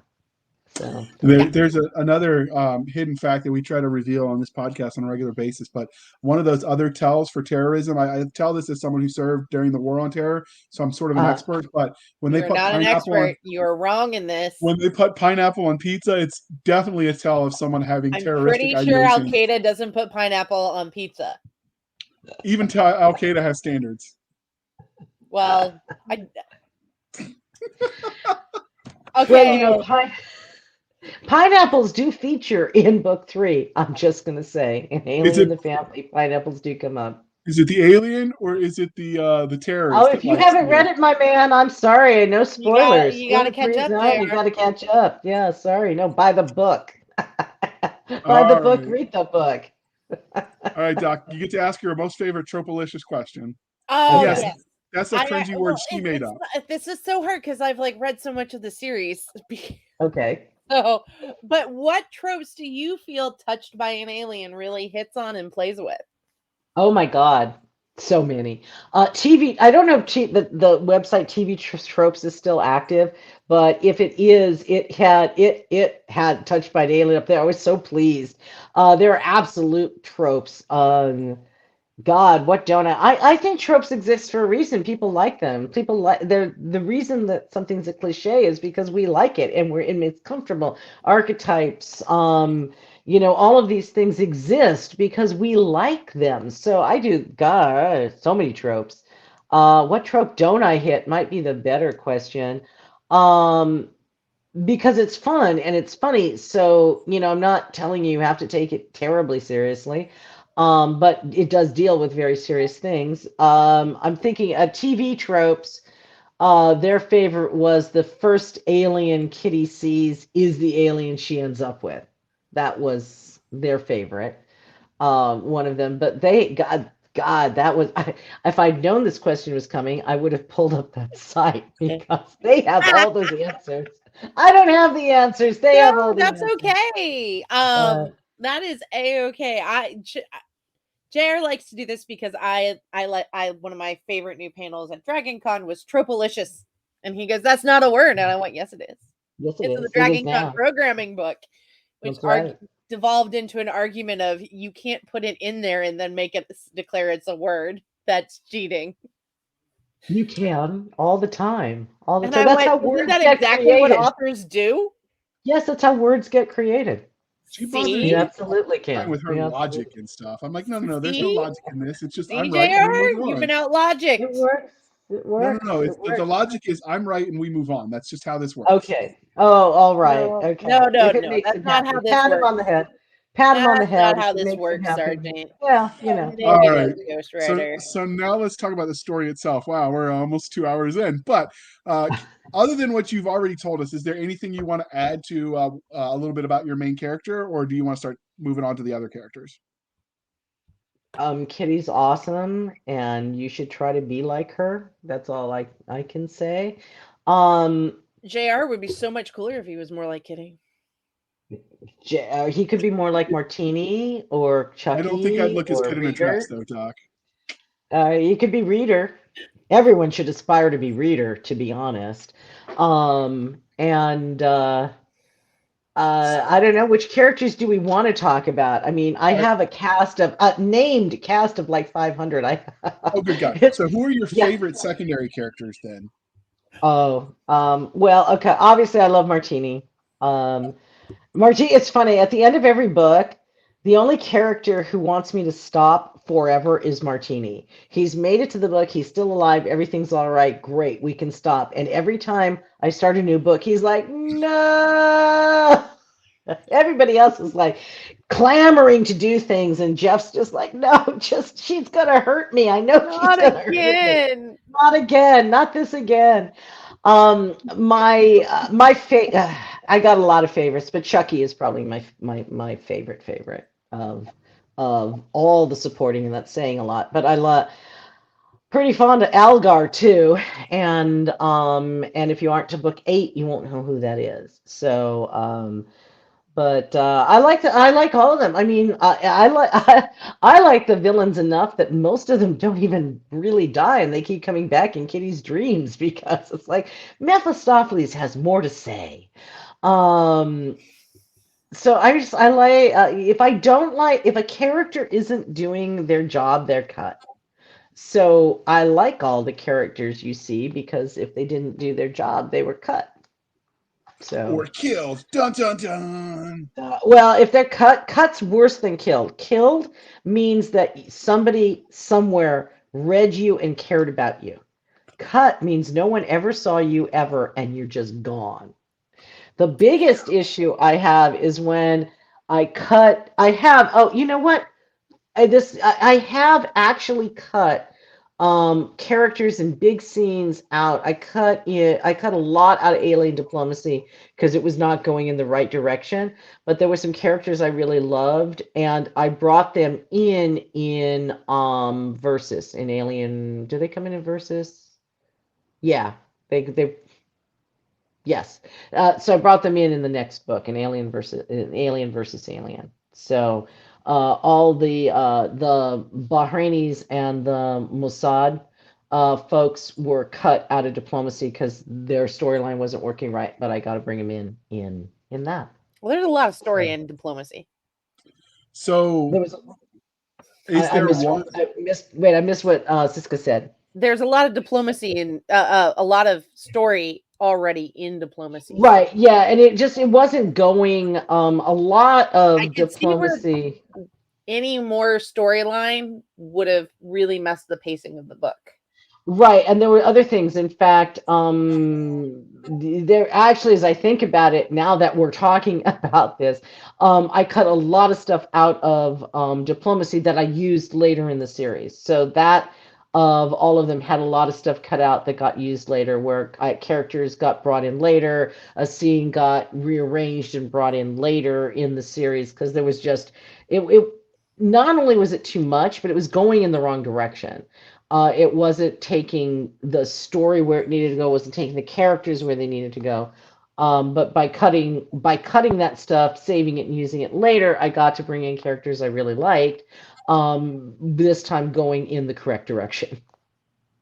All right. Speaking of characters you really like, Yeah. do you guys have? Does this universe have its overarching villain, or is each book its own villain? Tell us about the bad guys. There is an overarching villain that you, the reader, don't even know exists until about book 7, and that's the mastermind.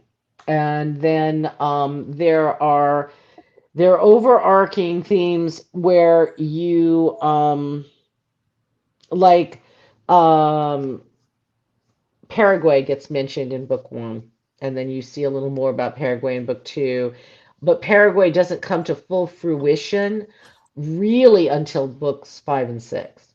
So the whole Paraguay line, the stuff that's starting there doesn't come in till full fruition, and by that point, um, they are going down to the mastermind, and then we have the tinkerer, and we have the shadow. We have a few others. So as one super villain, master villain gets taken care of, others emerge. So I mean, it's a long series, so you can have the same guy over and over again, but if your people are never successful, what's what's the point? So they have to take care of some of the baddies, and new baddies crop up, kind of like life. So, So but the villains are fun. if your characters knew who you were and they met you like in a back alley, Marietta Square, something like that, how do you Uh-huh. think you would fare? Chucky would ask me why I let an alien steal his girl, because that's what he asks me every time we talk, first, and then he goes on to other things. Kitty and Rita would love me. Jeff would beg me to stop hurting him, and Christopher would beg for his life. So, Jeff would be yelling, "No, mommy, no." no, mommy, no. It's like, please stop hurting me. I will do anything. Please, please, please. Can the series end now? No, it can't. Please, please. Right. So, yeah, and Christopher would be begging for his life, because I'd have killed him off in book 4, but I was not allowed to. He has crawled his way back. He's crawled his way back into my esteem, but he really had to work at it. So, so yeah. So beyond that, there's several villains. The ones around the mastermind. They would try to get rid of me because they were happier when they were getting to do stuff before I figured out what they were up to. Well, So they're the no, villains, I'm not good. so Right? Yeah, yeah. No, Kitty'd be like, we'd just be hanging. So you'd have and some great food, great drink, and some banging music. yeah, yeah. Well, no alcohol because the aliens can't drink it. Oh So yeah, I no could Do have they alcohol. have their alcohol. own version of alcohol? No, no, they are deadly allergic to it. They How Yes. boring. cannot. Yeah, Now no, they not might really. actually. Well, we'll move on then. So They finally, manage to not be boring in other ways. What they make up for in not drinking, they what they have to compensate is being great in bed. She went there. I love this woman. okay. So finally, what can you tell us about the universe? In most series, the world where the story is told is as much a character as the protagonist and antagonist. So can you give us a hint of what we can expect? It's a multiverse. So, in the first place, when the series starts, you will think that Kitty is in your version of Earth, and you're wrong. And you find out there's a multiverse in book 3. It's confirmed in book 4. It's talked about, and then book 10, Universal Alien.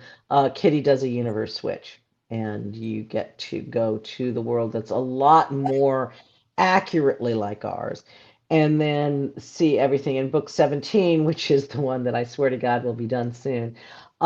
They Kitty and several others have been snapped into the steampunk universe, and so they're having to deal with stuff there. So I can send people anywhere I want and bring them in from everywhere and anywhere, and that's part of the fun of writing a multiverse. And part of the fun is that no one knew it, but me knew it was a multiverse in book 1. So So when you say uh, multiverse, most of the time that generally implies shared universe, but you write these all by yourself, correct? no Like you're not, multiverse. No, a multiverse is there are think of it as like DC's New 52. There are 52 universes, and okay. there's a Superman in every one, and we're in a multiverse, only there's way more than 52. So But yeah, hers this is is special. multiverse is not shared universe. Yeah. Okay. Yeah, because hers is special. Because then I do remember that it's the only universe in where they fell in love. Yes, the only universe, well, that she's seen since the last time she's looked at it. But yes, the only universe when Kitty sees the universe wheel for the first time, there's only one universe where she and Jeff meet and know each other and fall in love, and it's this one. So yes, so they are in a rare chance, which is why we're following this kitty versus some of the other kitties. So I Okay. when I read that, I loved that scene.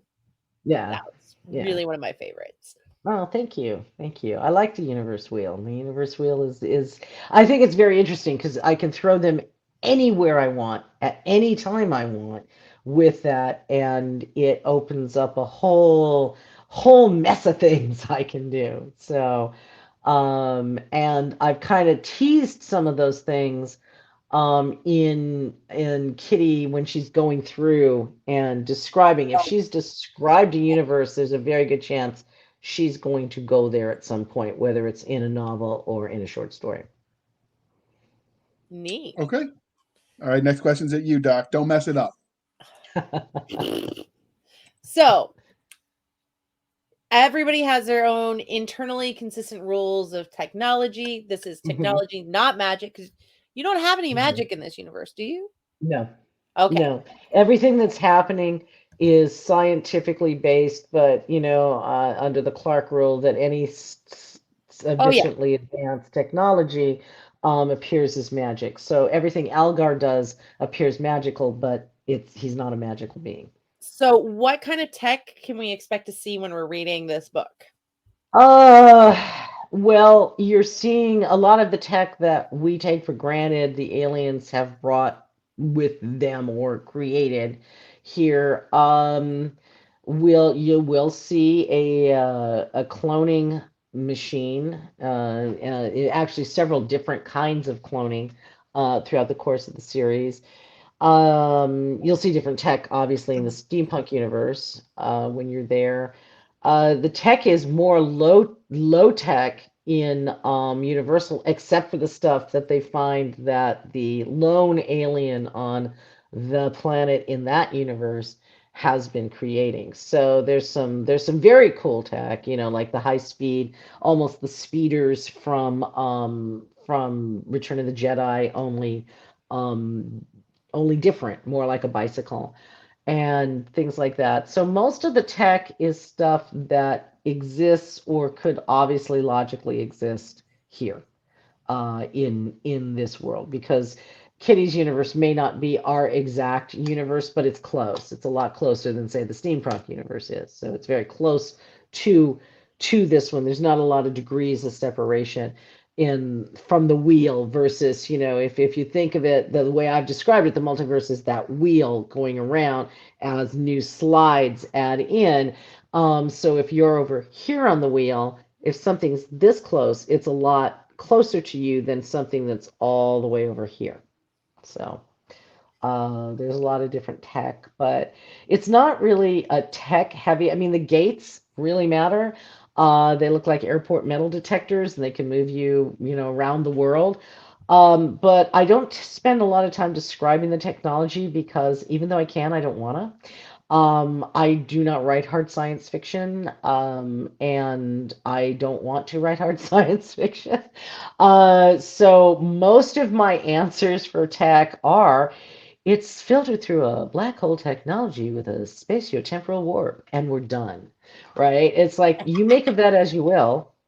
But I'm just not going to do it. So we've got spaceships and we've got all sorts of things and weapons, but I guess I never look at the tech in the same way. The question is, what tech do you have? I'm like, do I have tech? Oh yeah, I guess I really do.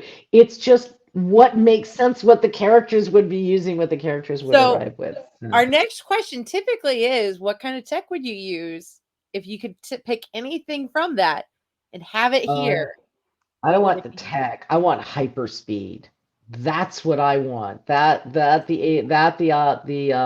ACs have because of their metabolism, and that is what I want. Hyperspeed, in my opinion, is the most underrated of the superpowers because, God, if I could do everything like that, wouldn't it be wonderful? It would. Oh, it would. Yes. So, hyperspeed is what I want. In terms of See, tech, how I would don't you know. abuse having hyperspeed? We'll count hyperspeed as tech.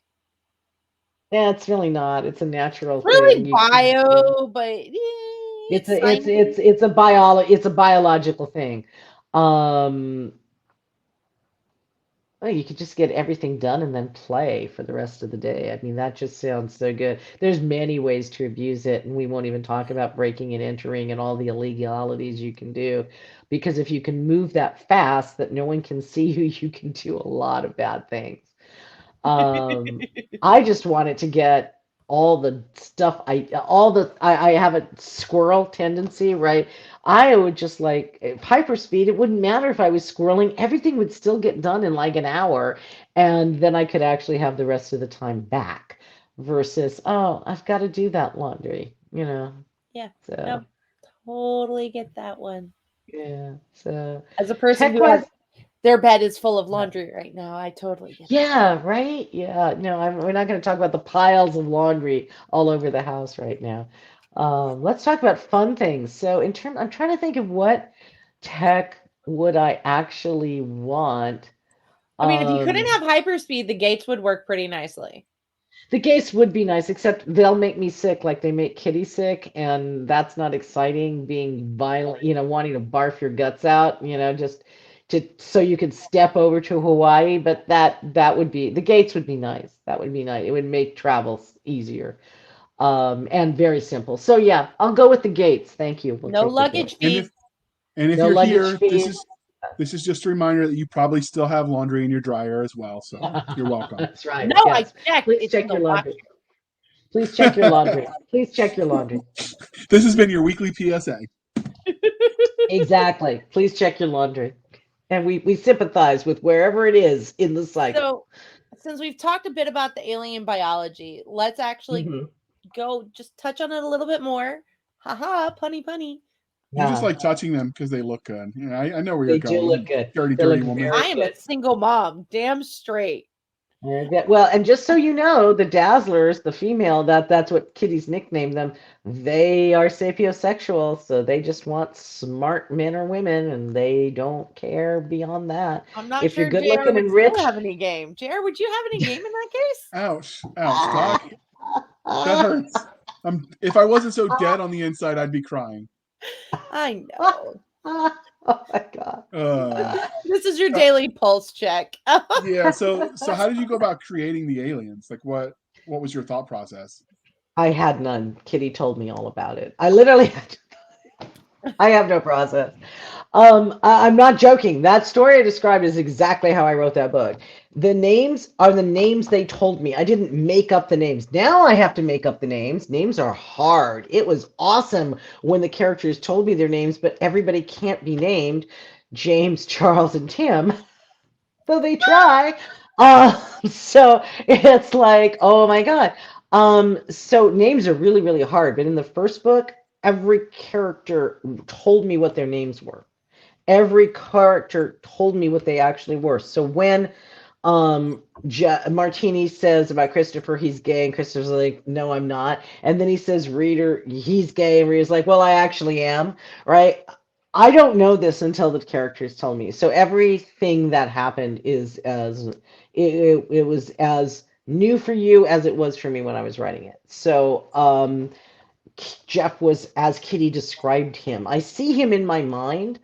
Um, and the of all the covers that Dan or Lindsay have done, the cover for Alien Collective captured what Martini looks like perfectly, except that you can't see it on the book cover because it got mostly cut off. I have prints of all my covers, and you can see it because the way Dan does do the prints, it curves so you can see it going around. And so I'm like, wow, that is exactly what he looks like. This is perfect. And no one but me and Dan gets to know what that is.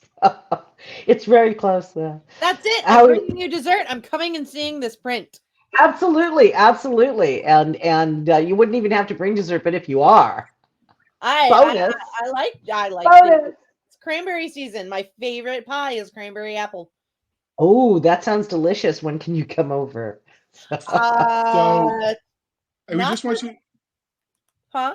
just for the dear listeners concerned about this somewhat schizophrenic process, we promise she's on only the best happy pills, and she's got a good shrink. So don't worry, we've got her covered.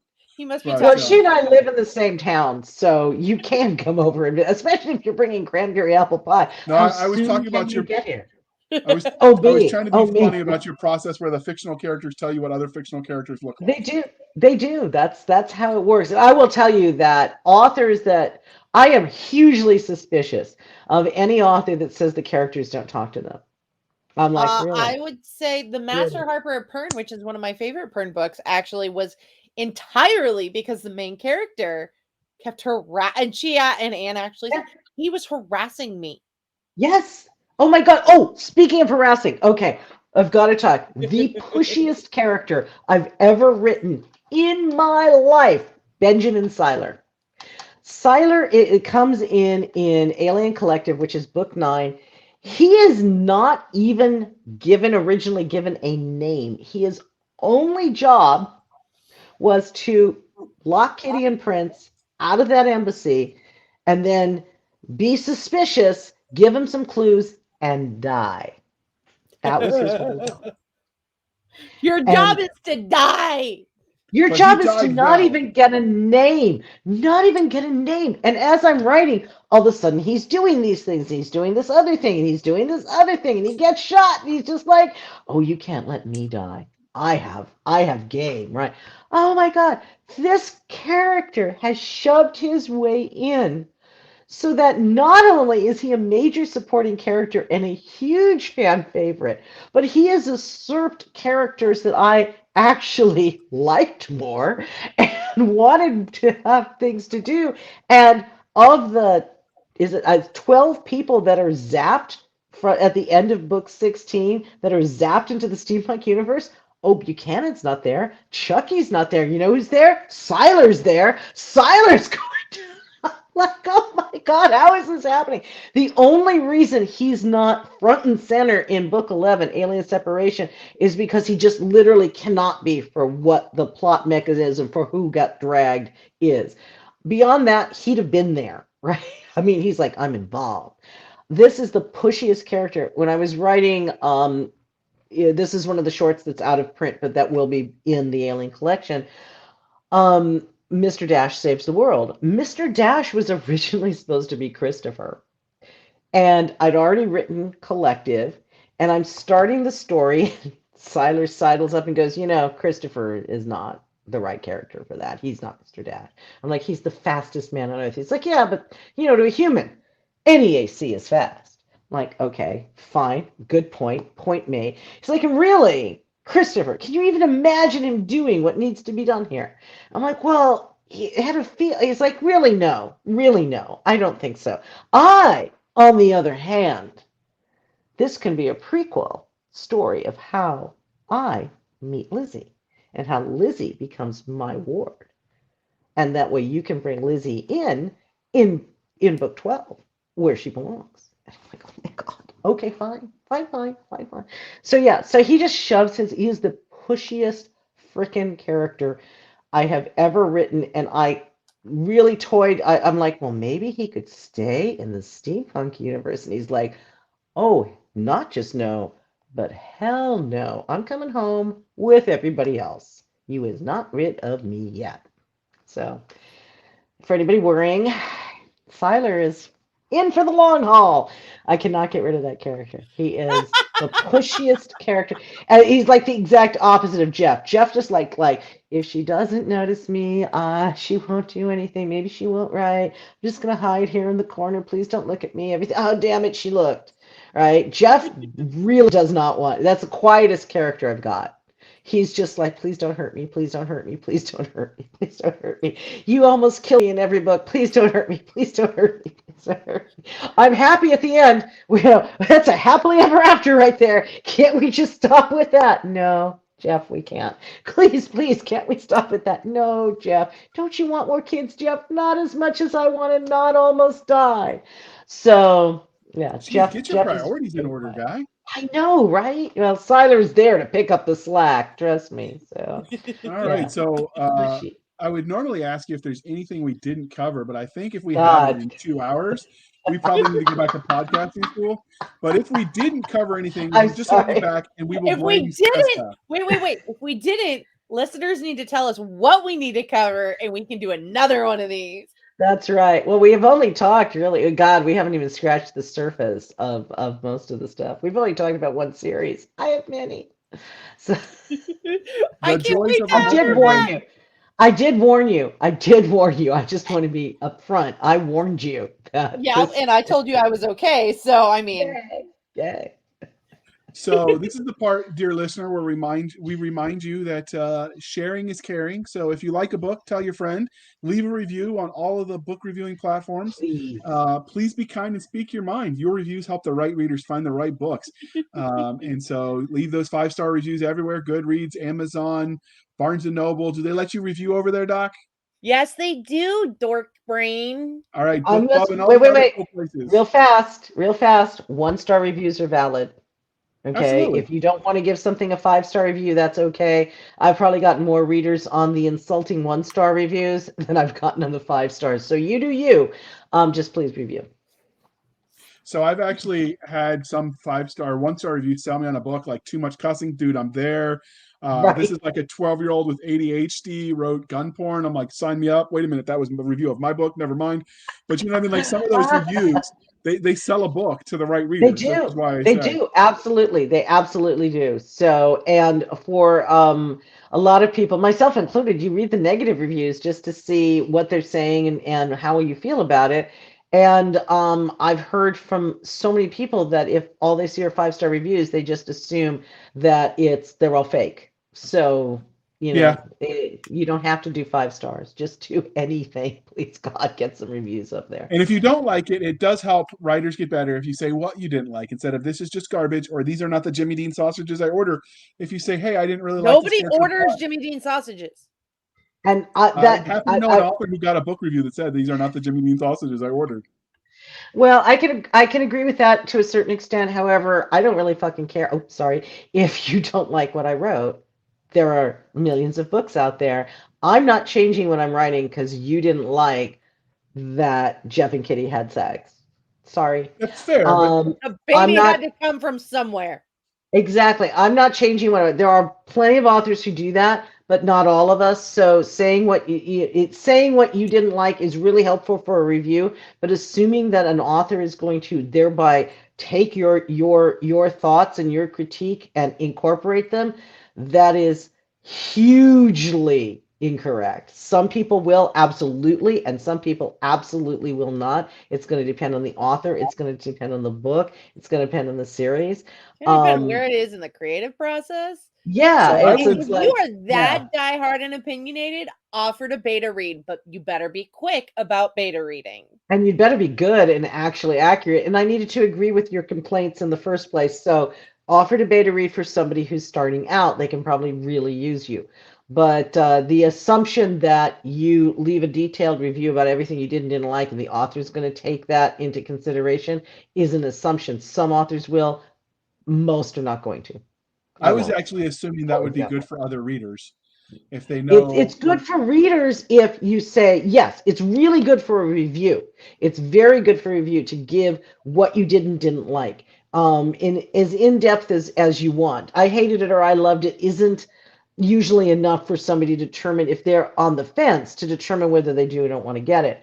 But your in-depth critique is not going to necessarily be helpful to the author. The authors, in some Fair. cases, will never read them. I know authors who will never ever look at a review because it affects them too much. And just because Joe Blow said he didn't like something has absolutely no impact on my creative process, regardless of what it was. And if I like, know- ooh, this word was misspelled, hey, that happens. I know That several happens. who've turned it into a drinking game. All right. Yeah, So right. for you, Yeah. you So, listening, Joe Blow, we know you're actually one of our listeners. She didn't right. mean you, the other Joe, the other Joe. The other Joe, the lame Joe, the lame Joe. So The yeah, bored. so I really think detailed is helpful for other readers, but don't go into it thinking that you're going to affect your author's creative process because you're probably not. Fair. I misspoke, but I blame the fact that it's like whatever time it Brain is when you're damage. listening. Yeah, 11:30. we Well, know it's it's brain damage. 11:30 out here. It's not 11:30 where you are, so I'm not going to accept that He's in our excuse. time zone. Oh, is All he? right. He's just really concussed. Yeah, I mean, I've only been blown up 27 times though, so I mean, I've still got some more Well, left in me. you do. So You do. You At know what? least 3 more by Strangely my enough, count. you're not the most blown up person I've known. Yeah, I've met worse. I volunteer at the quadriplegic ward at the VA. So you're right. There's always someone who's got it worse. There So is. as we bring this puppy to a close, Jenny, can you tell listeners how they can find you? And as usual, all the links will be in the show notes. Okay, great. My website, www.ginnykoch.com. I'm on Facebook far much more than I should be, and I have just as myself and Ginny Koch author, Hairspray and Rock and Roll, author of the Alien Catherine Kitty Cat series, which is not a page I made, but a page I had to claim really quickly before some weirdo did. I'm on Twitter as at Gini Koch, no spaces, and I'm on Pinterest, and I love Pinterest jokes. So if you have some, please feel free to send them. It looks like I'm on Instagram, but I'm really not. So please don't message me because I'll never see it. And that's about it for the social medias. So All right. Pinterest is how I'm ADHD, and I once described it to somebody who didn't know it. Was a very big Pinterest person. I had no clue how to understand ADHD, and I went, it's like the pictorial representation of ADHD. Yeah. Yes. Okay. Yes. Yes, it is. And I love it. It's okay. It's Lots of okay, good but it recipes is there. definitely like That is exactly it. And I think that's why I love it. Because I can just over anything, anytime. I'm very careful. I go on Pinterest about once a month because once I'm there, it's this massive time suck, and I look up and 8 hours are gone, and I'm like, wow, what did I do? the pictorial representation of ADHD. All Yes. right. Speaking of ADHD, let's get back on track, Doc. You can follow us on our website at anchor.fm/blasters tacky and tech blades, anchor.fm/blasters -and blades. We're on the Twitters at SF_fantasy_show, Sierra Foxtrot _fantasy_show. You can email us at blastersandbladespodcast@gmail.com. Again, blastersandbladespodcast@gmail.com. We have a Facebook group where all the shenanigans happen. It's facebook.com/groups/Blasters and Blades Podcast. Again, /groups/Blasters and Blades Podcast. That's where Cisca and I go to bicker like a bunch of 12-year-olds. I win though, so it's totally okay. You won? When did you win? Whenever I say I won. So you could support the There show. only delusions work like that. Whatever. You can support the show at anchor.fm/blasters tacky and tech blades. We're a reoccurring subscription model like on Patreon, or you can do a one-time donation over there on buymeacoffee.com/author J.R. Handley. Again, buymeacoffee.com/author J.R. Handley. And be sure to put in the comment section that it's for the podcast. We will keep the lights on, the show going, and Doc Cisca and Nick Garber duly intoxicated. They will drink until their liver surrenders. Never surrender. That's the answer we expect from you. Nobody likes a quitter. Nobody likes a quitter. Right. Bring it home.